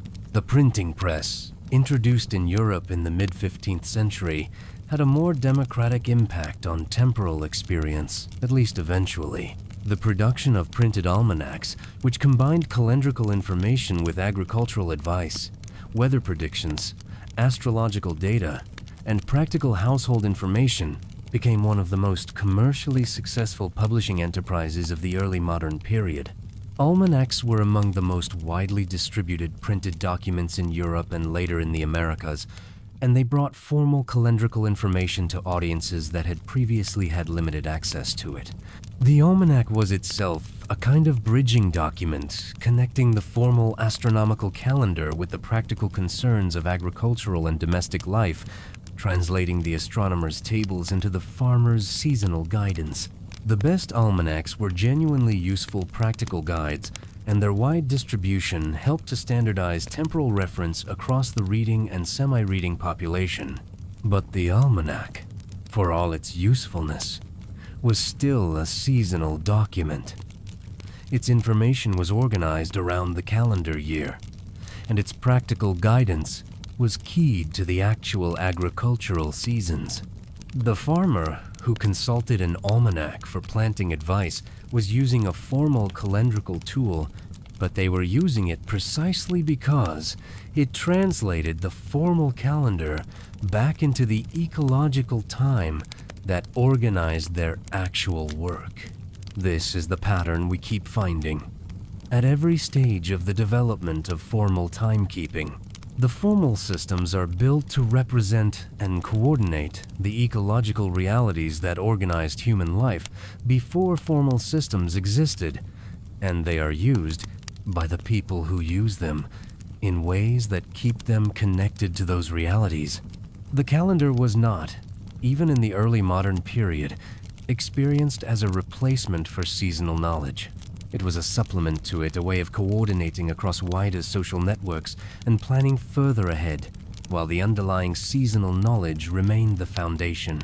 The question of when the year begins has never had a simple or universal answer, and the variety of New Year dates used across different traditions is a window into the different ways of understanding what the year fundamentally is. In the Gregorian calendar now in standard use worldwide, the year begins on January 1st. This is an inheritance from Roman practice. The Roman calendar placed the new year on the 1st of January because January 1st was the day on which Roman consuls took office, making it the beginning of the political year. This political convention was preserved in the Julian calendar and carried forward into the Gregorian. January 1st has no particular astronomical or agricultural significance. It is purely conventional. In contrast, many historical and continuing calendar traditions place the new year at astronomically or agriculturally significant points. The Jewish New Year, Rosh Hashanah, falls in the autumn, near the autumnal equinox, and is connected in religious tradition to the anniversary of creation. The Islamic New Year falls at the beginning of Muharram, the first month of the Islamic lunar calendar, and cycles through the seasons over the years. The Persian New Year, Nowruz, is placed at the vernal equinox, the moment when day and night are equal, and the sun is at the exact midpoint of its annual journey. Nowruz is one of the oldest continuing New Year celebrations in the world, with documented roots stretching back at least 3,000 years into the ancient Iranian tradition. Its placement at the vernal equinox is both aesthetically and practically meaningful. The equinox is a precise and determinable astronomical event. It occurs at the beginning of spring in the northern hemisphere, and it marks the moment when the days become longer than the nights, a natural marker of the year's renewal. The celebration of Nowruz today, across the Persian-speaking world and among diaspora communities globally, is a powerful example of a traditional temporal festival that has maintained its vitality across many centuries of political and cultural change. Its survival and continuing relevance suggests something about the depth of the human need for temporal marking, the need to acknowledge, collectively and with celebration, the turning of the year. This need is not diminished by the existence of the official calendar, or by the precision of atomic clocks, or by any of the other modern instruments of temporal measurement. The need to mark time's turning to gather together at the solstice or the equinox or the harvest or the new moon, to perform the rituals that have been performed at this same moment across many generations, to feel yourself located in the great cycle of the year, is not an archaic holdover from a pre-scientific age. It is something more fundamental, rooted in the embodied seasonal creature that we still are beneath the overlay of clock time and calendar dates. The slow deepening of the night brings its own quality of reflection, a gradual quieting of the more active currents of thought, and a widening toward the larger patterns. This is perhaps the state in which the most honest temporal thinking happens, not the analysis of dates and years, but the felt sense of where you are in time, the quiet awareness that this particular moment is set within a much larger context. In this state, the precision of formal timekeeping becomes less important, not irrelevant, but secondary to the more direct experience of time's passage that the body provides, the weight of sleep that has been gathering for hours, the particular quality of the dark that has become familiar since the fire was banked, the sense of the night's depth and of the coming distance to morning. The people we have been thinking about tonight, the farmers and foragers and herders and astronomers and priests of the pre-modern world, were familiar with this state. Many of them spent more time in it than modern people do, because their nights were darker and longer and less interrupted by artificial stimulation. The night, for them, was a substantial portion of lived experience, not something to be managed and minimized. And in the night, time was felt rather than measured. The passage of the hours was marked by the wheeling of the stars and the changing quality of the dark and the body's own internal rhythms. This was not imprecision, it was a different kind of precision, a precision of felt experience rather than numerical calculation, and it was adequate for the purposes it needed to serve. The night watch who changed at the right moment did so because they felt the quality of the hour and recognized it from many previous nights. The farmer who rose before dawn to begin work did so because their body knew, without any alarm, that the time had come. The storyteller who knew when the night was deep enough for the most important stories not meant for daylight and casual hearing, was reading a temporal quality that no clock could measure. This is the oldest and most fundamental form of human time knowledge, and it is still operating in us, quietly, beneath the layer of clocks and calendars. We have not lost it. We have mostly stopped paying attention to it, in the way that we stop paying attention to things that are superseded by more convenient instruments. But it is there, the body's knowledge of the time, the felt sense of where you are in the day, in the year, and the night. Over the long centuries during which formal calendrical systems developed and spread, one of the most consistent patterns was the way these systems incorporated and transformed the older, ecological, temporal knowledge that they were built upon. The months of many calendars bear names that reflect the agricultural or natural activities associated with those months in the culture where the calendar originated. The Anglo-Saxon names that are the ancestors of some of our current month names that referred to things like mud month and hay month, and harvest month preserved the ecological content of the months even after the official calendar had given those months Latin names.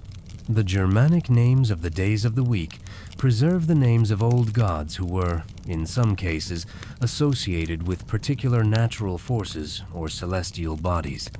These linguistic inheritances are traces of the older temporal world, the world of ecological time preserved inside the formal structure of the modern calendar like fossils inside stone. The names of the months in the various languages of the world are a remarkable record of this preservation. The month called by one name in English was called something quite different in another language, and the different names reflected different aspects of what that month meant in different agricultural and climatic contexts. The same period of time, late autumn, say, or early spring, could be named for the weather, for the particular agricultural work required, for the animal behavior characteristic of that season, or for a mythological event associated with that time of year. All of these different names point to the same underlying reality. The month as a period in the natural world with a particular character, a particular set of demands and opportunities, a particular feel. The formal calendar standardized the month as a numbered unit of fixed length, but the names remembered what the number forgot, that each month was different, had its own quality, was not interchangeable with any other. This is the sediment of ecological time, preserved inside formal time, and it is just one of many ways that the older relationship with time left its traces in the newer systems that replaced it. perhaps one of the most intimate of all timekeeping practices, and one that required no instruments or formal systems whatsoever, was the reckoning of personal and family time through the stages of the human life itself. A person who had reached old age had, simply by virtue of surviving, accumulated a great deal of temporal knowledge. They had seen many harvests, not as a number, but as a series of memories, each one somewhat distinct and yet part of a long pattern. They had seen children born and grow and become adults and have children of their own. They had seen the village change, houses built and falling into disuse, neighbors coming and going, the landscape shifting slowly as trees grew and fell and grew again. All of this was time, experienced directly and carried in memory. The old person who said, "I have seen many such winters," was making a temporal claim of real significance, not a precise numerical claim, but a claim grounded in direct experience of a pattern repeated across a long span. Their knowledge was not abstract. It was the accumulated residue of lived time, the testimony of a body and mind that had been present through many turnings of the year. The elders' knowledge of long-term patterns too slow for any single year to reveal, was among the most socially valuable knowledge that agricultural communities possessed. The person who had lived through multiple droughts could speak to what the patterns of drought were, how long they typically lasted, what strategies had helped in the past. The person who had observed many floods could speak to the range of the flood's behavior, its most dangerous moments, its aftermath. This was not textbook knowledge. It was the kind of knowledge that could only be gained by living through the events in question, and it was irreplaceable in communities that did not have written records. The respect afforded to elders in most traditional societies reflects, among other things, this recognition of the elders' unique temporal knowledge, the knowledge that comes from having been present for a long time in a world where long time was the only way to gather certain kinds of information. In a world without formal historical records, the old person was the record. Their memory was the archive. Their experience of the past was the community's access to a temporal depth that went beyond any individual's direct experience. When the elder died, some portion of that archive was lost forever, and the community became, in a meaningful sense, younger and shallower in its temporal reach. This is why the transmission of knowledge from the old to the young was treated with such seriousness in traditional societies, not just as a matter of cultural continuity, but as a matter of practical temporal survival. The knowledge of how to navigate the patterns of the natural world across time, when to plant, when to move, when to prepare for the lean season, what signs foretell, what events was too important to lose, and its preservation required deliberate effort across every generation.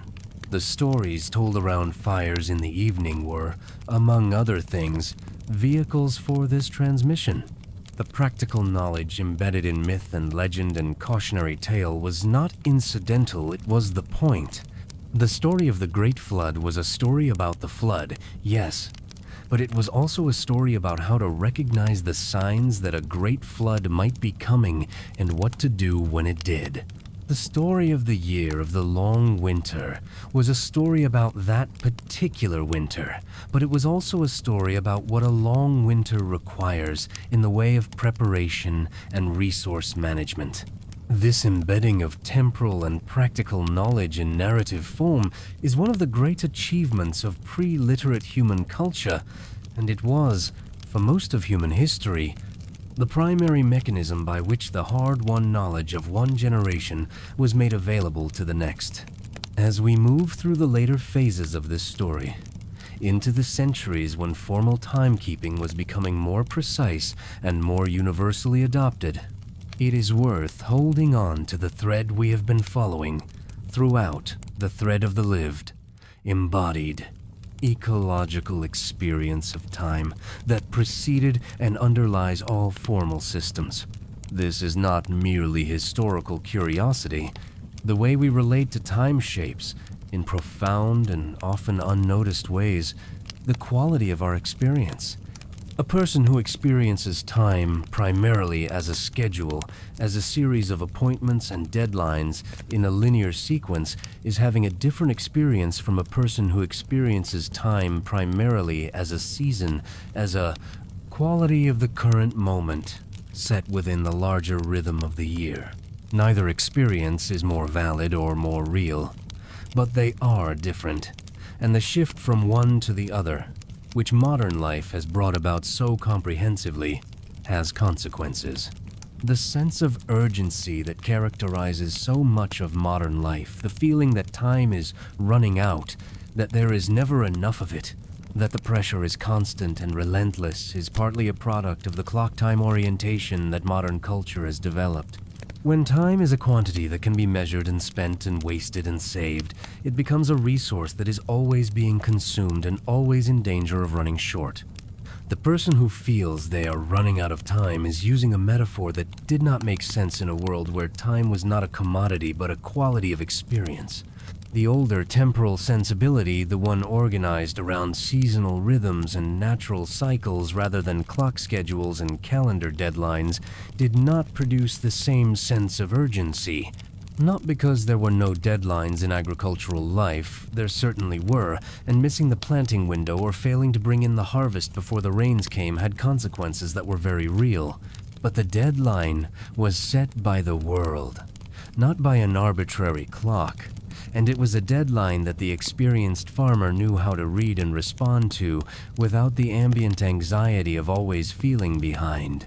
This is not a call to abandon formal timekeeping and return to some imagined pre-modern simplicity. The formal systems serve real needs, and the coordination they enable is essential to the scale of social life that most of us live in.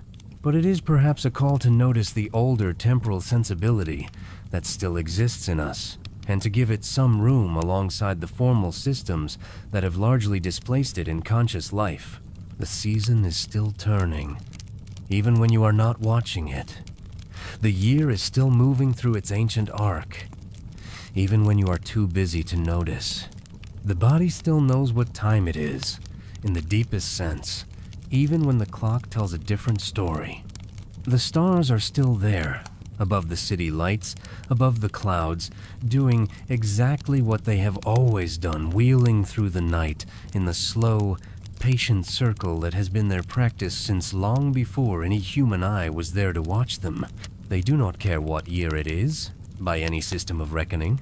They do not know that we have counted them, and named them, and organized our years around the pattern of their movement. They are simply present, as they have always been, carrying out the ancient mechanics of gravity and rotation without reference to human calendars. But we looked at them. For hundreds of thousands of years, human beings looked at the stars with the naked eyes that were the only instruments they had, and they saw patterns and cycles and recurring events, and they organized their understanding of time around what they saw. The stars gave us the year not directly, because the year is the Earth's orbit around the sun, but through the seasonal pattern of their visibility that the orbit produces, the particular stars of summer and autumn and winter and spring. And when we eventually built formal systems for counting the years, systems that required astronomical precision to maintain, systems that had to be periodically adjusted to keep them aligned with the actual movements of the sky we were building on the foundation of all those centuries of naked eye observation. The metonic cycle that the Babylonians discovered was a discovery about the real movements of the real moon and the real sun. The precession of the equinoxes that Hipparchus measured was a real property of the real Earth's rotation. The formal calendar was always, ultimately, about the real sky, about the actual, physical world in which human beings had always been embedded. This is perhaps the deepest continuity in the long story of human time reckoning, that it was always, at its root, about the relationship between human beings and the world they lived in. The methods changed enormously across time, from naked eye seasonal observation, to written astronomical tables, to mechanical clocks, to atomic oscillators. The precision improved by many orders of magnitude. The social complexity that the timekeeping needed to support grew from the village to the globe. But the fundamental relationship between the time that human beings measure and the time that the universe actually keeps remained constant. We have always been inside time, not above it. We have always been creatures of the year and the day, shaped by the same rhythms that shaped our ancestors 100,000 years ago. The formal systems we have built to coordinate our collective life are remarkable achievements, genuinely.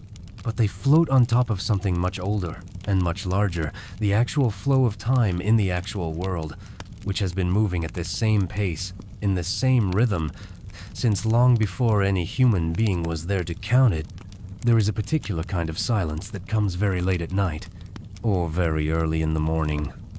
The hours are close enough to the same, that the distinction hardly matters, when the world has reached its quietest point, and the darkness is at its deepest, and the night seems to hold its breath. Before the earliest suggestion of dawn, in this silence, the passing of time is perhaps most palpable, not because anything dramatic is happening, precisely the opposite, because everything has stilled.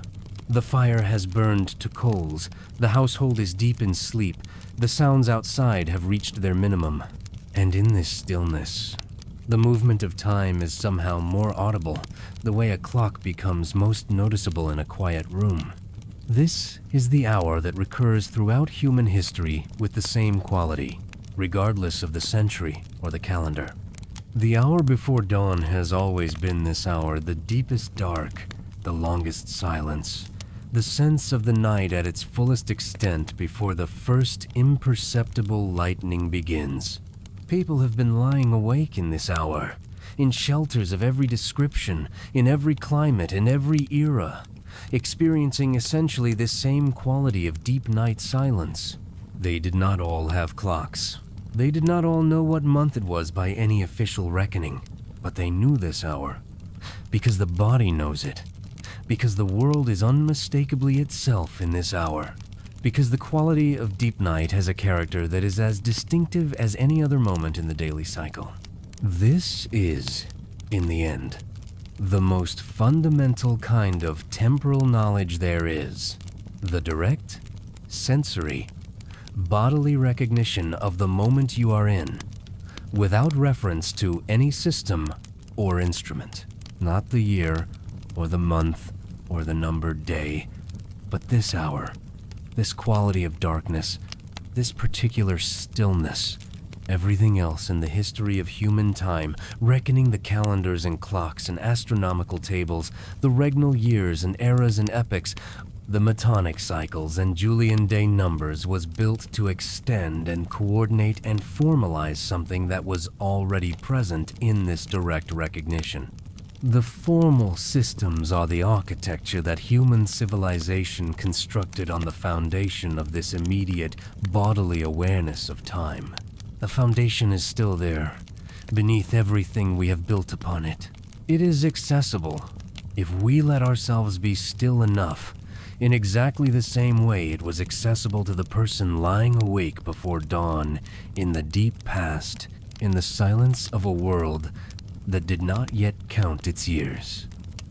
There is something very quiet about the end of a long journey through the past. Not the end of the subject, which has no end, but the end of this particular passage through it, this slow and unhurried movement from the deepest human history toward the present, following the thread of time's relationship with the people who lived in it. We have moved through many different worlds tonight, through landscapes that no longer exist in their original form, through cities whose languages are no longer spoken, through agricultural rhythms that have largely been replaced by industrial and technological systems. And yet, through all of this movement, we have been circling around something that has not changed and will not change, the basic experience of being a living creature inside time, carried along in its current, shaped by its rhythms. The person who lay down beside a fire 60,000 years ago, feeling the quality of the cold and watching the stars through the opening of their shelter, was inside time in exactly the same way that you are inside it now. Not the same formal time, not the same calendar system or year count or administrative temporal framework, but the same actual time. The time of the earth turning and the seasons following one another, and the years accumulating in the body's memory without needing to be counted. This is worth sitting with, even just for a moment. The years that passed for those ancient people, the seasons they moved through, the harvests they gathered, the winters they survived, those years were as real as any year you have lived. They were not less substantial for being unrecorded. They were not less meaningful for having no numbers. They were full years, full seasons, full days, lived by people who experienced them with the same intensity and texture that experience always has. And the fact that we cannot date them precisely, that we cannot say this happened in such and such a year, is our limitation, not theirs. They knew where they were. They knew the season and the time of day and the approximate state of the year, because they were reading it from the world around them, with the patient attentiveness of people whose lives depended on that reading. Their knowledge of time was intimate and embodied, held in the bones and the gut, and the accumulated memory of a lifetime of seasons. The counted year came later, and it was useful, and it enabled things that could not be done without it. But it did not give people their first relationship with time. They already had that. The astronomical cycles that organize the year have not changed in any humanly significant way across the entire span of human existence. The Earth turns at the same rate. The Moon follows its orbit at the same pace. The seasons follow one another in the same order they have always followed. The stars that rose at the time of harvest in the ancient world rise at the same time of year now. This constancy is one of the most reassuring things about the universe, for those who find reassurance in constancy. The rhythms of time are dependable in a way that almost nothing in human life is dependable. The summer solstice will arrive when the Earth reaches the particular point in its orbit where it always arrives. The moon will be full again in roughly 29 days. The Pleiades will rise in the autumn sky as they have risen in the autumn sky for every human autumn that has ever occurred. These are not small things.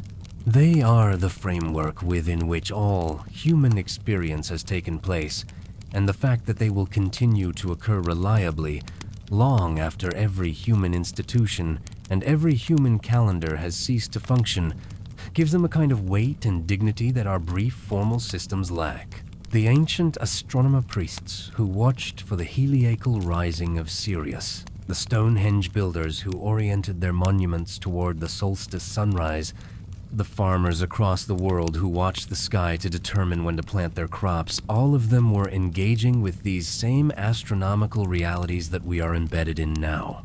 The specific cultural frameworks they brought to these realities differed enormously, but the realities themselves were identical. We are all watching the same sky. We have always been watching the same sky.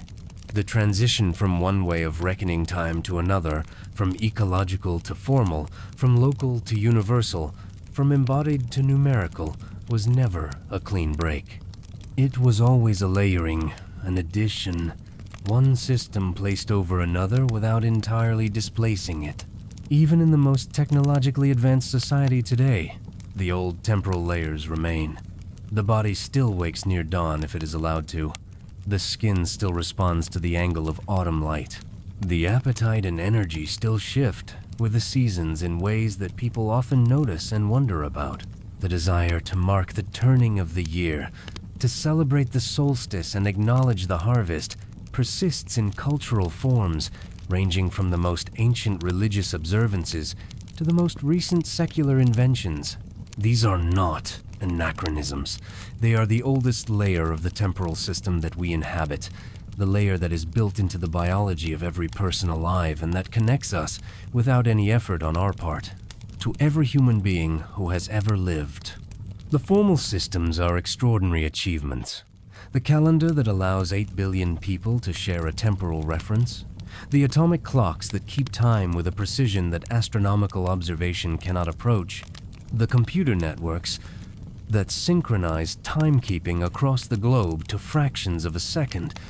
These represent The accumulated effort of thousands of years of inquiry and ingenuity.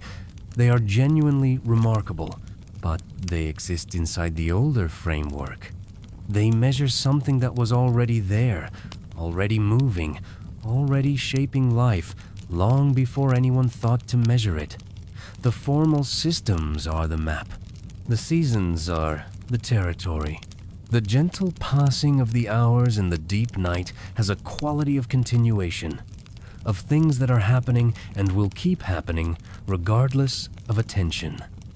The stars continue their slow arc. The temperature continues its gradual descent toward the coolest point of the night. The world outside is engaged in the slow, patient business of being itself, the constant and unremarkable process of existing that proceeds without needing to be observed. This is how most of time passes, for the world, if not for us. Unobserved, unmarked, flowing without anyone to record it. The years that passed before writing, before formal calendars, before any system for keeping count, those years were not empty or formless. They were full of weather and growing things and animals moving through their territories and people going about their daily lives with all the richness and difficulty that daily life involves. The absence of a record does not empty the past. It only empties our access to it, which is a different thing. The past was as full as the present, as dense with experience and event, as thoroughly inhabited by people who were paying attention to their lives and the world around them. The hunter moving through a landscape 30,000 years ago was paying attention. The farmer planting seeds 5,000 years ago was paying attention. The child watching a grandmother grind grain, learning the rhythm and the technique for when it would be needed, was paying attention. These moments of attentiveness were time, experienced as fully as any moment of time that has ever been experienced, by people who had not been told what year it was and did not need to know. It is perhaps a small comfort, in a world that often feels overwhelmingly complex and urgent, to know that time has always been happening without needing our permission or our management. The year turns on its own. The seasons follow in their order. The sun rises and sets with complete indifference to whether anyone has recorded its position or marked its passing on a calendar. This indifference is not coldness. It is more like the reliability of a very old and very large thing, the kind of reliability that comes from being so much larger than anything that might disturb it that disturbance simply cannot reach it. The astronomical cycles that organize the year were operating before life existed on this planet. They will be operating after everything we have built has crumbled.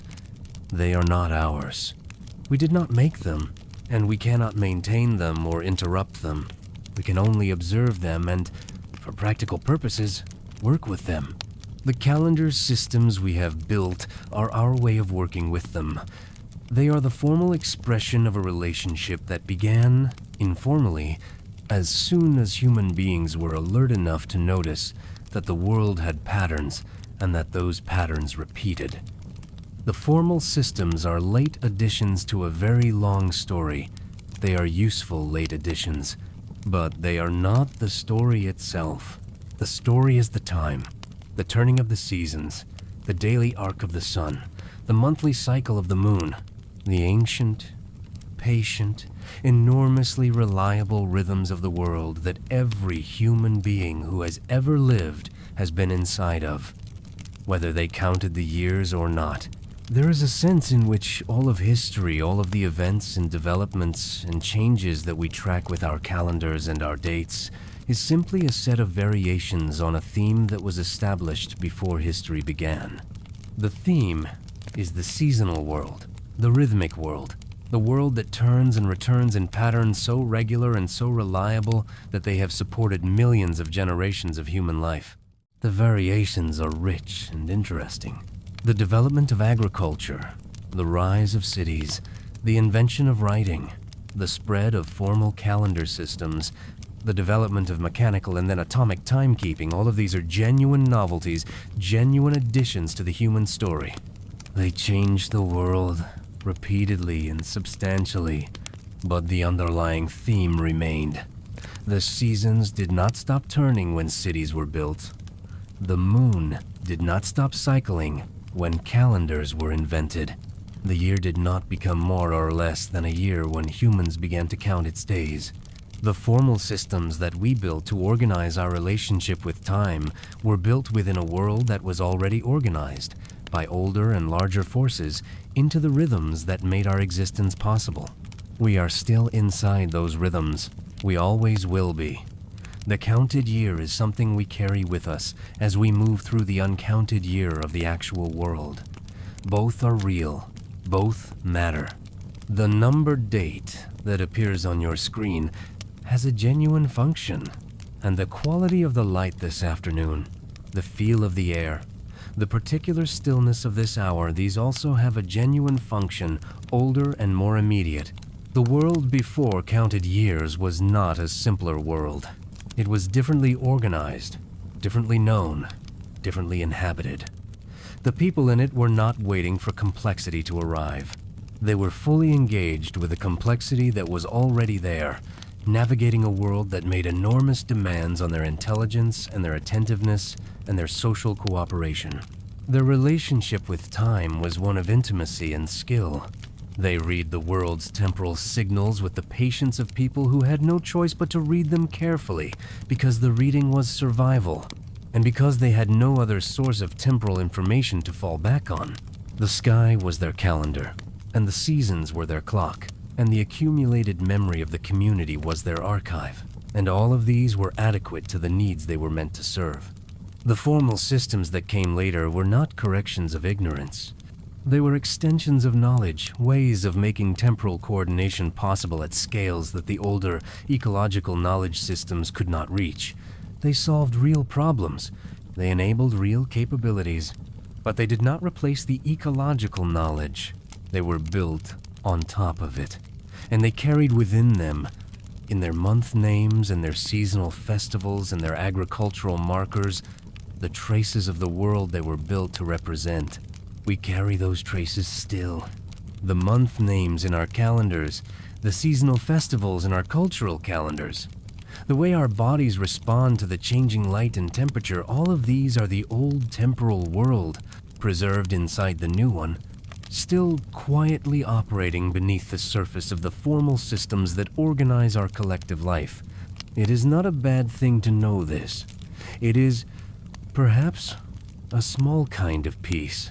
To know that the time we are inside of, however frantic the schedule on the calendar, however urgent the deadlines pressing in from every direction, is the same ancient, patient, enormously reliable time that human beings have always been inside of. The year is turning as it always turns. The seasons will follow as they always follow. The sky is doing what it has always done. We have counted the years for a while now.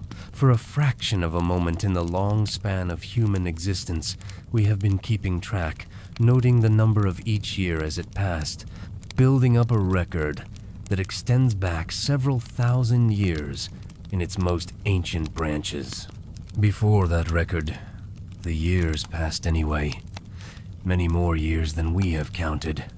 Lived by people who were as fully present in their days as we are in ours. Years without numbers, seasons without official names, days without clock times.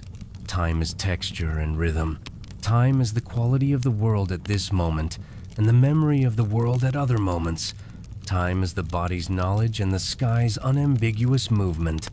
This is where we have been, for most of this long night.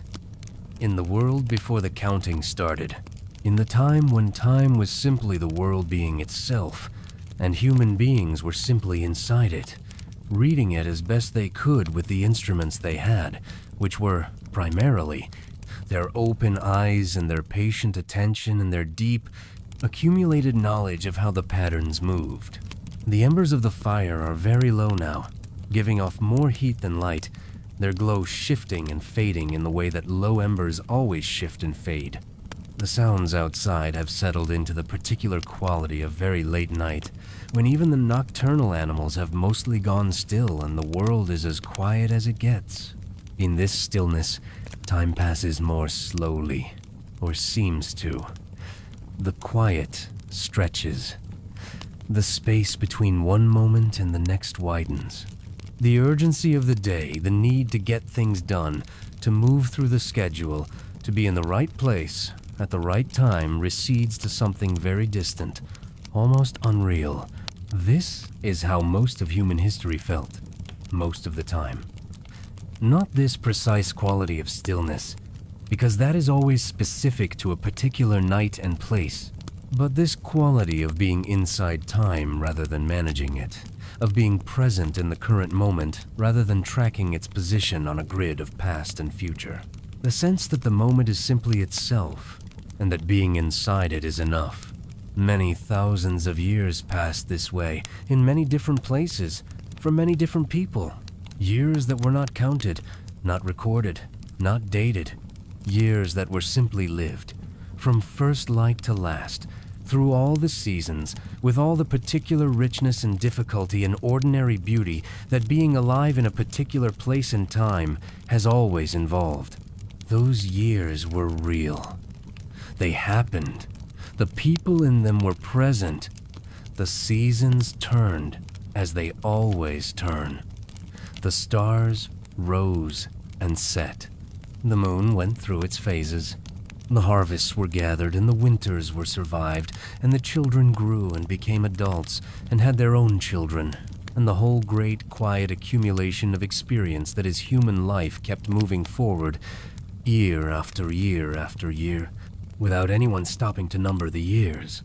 And then, gradually, in some places, people started keeping count, and the count grew and spread, and eventually became universal, and now it is everywhere. The year number looking out from every screen and document and official record, marking the position of this particular moment in the long sequence. It is a useful number, it does real work, but it is not time itself. Time itself is what it always was, what it was before the counting started, and what it will be when the counting stops. The world turning, the seasons following one another in their ancient order, the sky doing what it does, the light changing, from the blue of early morning to the gold of afternoon to the quiet dimming of evening, moving through its daily arc with the patient reliability of something that has been doing the same thing for a very long time. The morning will come, as it always comes, without needing to be summoned or scheduled. The first light will appear at the horizon, tentative and then growing, the sky shifting through the colors it moves through in that particular time between darkness and full day. The birds will begin, one by one, and then in increasing number, adding their voices to the light. The air will carry the particular freshness of early morning, the quality that belongs to no other time of day and that people in every era have noticed and responded to. And the day will begin, for anyone awake to meet it, in the old way with light and sound and the particular quality of a new morning, with the sense of a fresh start and the work ahead and the sky open above everything. It will be a morning that carries no particular memory of what it felt like to be awake in this same hour in the deep past, in the world before calendars, in the time when time had no number. But it will be the same morning, in all the ways that matter, the same light, the same quality of air, the same patient progression of the earth turning toward the sun that it has been performing since long before any human being was there to watch it. Every morning that has ever occurred was someone's first morning without a number, someone's ordinary, unremarkable awakening into a day that felt, from the inside, exactly like a day, with all of a day's possibility and demand and ordinary beauty. Most of those mornings left no trace in any record. They are invisible to history, but they happened, and in happening, they were enough. They were always enough, The year does not need to be counted to be real. The day does not need a name. The hour does not need a number. Time does not require our bookkeeping to continue its work. It has been doing that work since before we arrived, and it will continue it after we are gone. We are inside it now. In this particular quiet late-night moment, in this small space of stillness at the end of a long exploration, the fire is low, the night is deep, the stars are moving through their ancient arcs above the clouds and the cities and the lights. Somewhere, in a place very far away in distance but not in kind, an animal is moving through darkness with the same patient attentiveness to the world's signals that our earliest ancestors used to navigate their nights. Somewhere, a sky is clear enough to see the stars in their thousands, and the slow wheel of the night sky is doing what it always does, carrying the hours forward without anyone's permission in the same direction it has always traveled. This is time. Not the number on the calendar, not the reading on the clock. This, the actual movement of the actual world, proceeding in its ancient and reliable way, with or without anyone to record it. Before anyone counted the years, this was happening. After we stop counting, this will still be happening. Right now, it is happening, and that is, perhaps, a good place to rest. The long nights of the deep past were full of this kind of knowing, this patient, embodied, sky-reading, season-feeling knowledge that needed no instruments and produced no records. Full of people who knew where they were in the year the way you know a familiar path in the dark, not by looking at it closely, but by the accumulated memory of having walked it many times, by the feel of the ground under your feet, and the angle of the wind, and the particular smell of this particular season. That knowledge is not entirely lost. It lives in the body, still. It surfaces in the peripheral awareness of the shortening days and the first cold morning. It is there in the way a particular kind of afternoon light makes you feel. Not a thought exactly, but a recognition. Something in the chest or the gut that says, here we are, in this season, in this quality of time. The people who lived before the counting did not need to name that feeling. They simply had it and acted from it, and moved through their days in relationship with a world that was continuously offering them exactly this kind of information. The season in the air, the year in the sky, the time in the quality of the light. We have not lost the capacity for that relationship. We have largely stopped relying on it. And in not relying on it, we have let it recede to the background of awareness, where it continues to operate without being noticed. But it is there.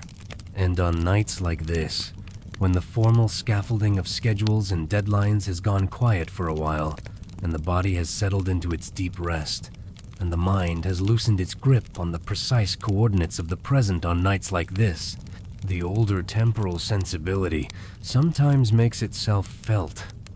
The sense of being inside the year, not above it.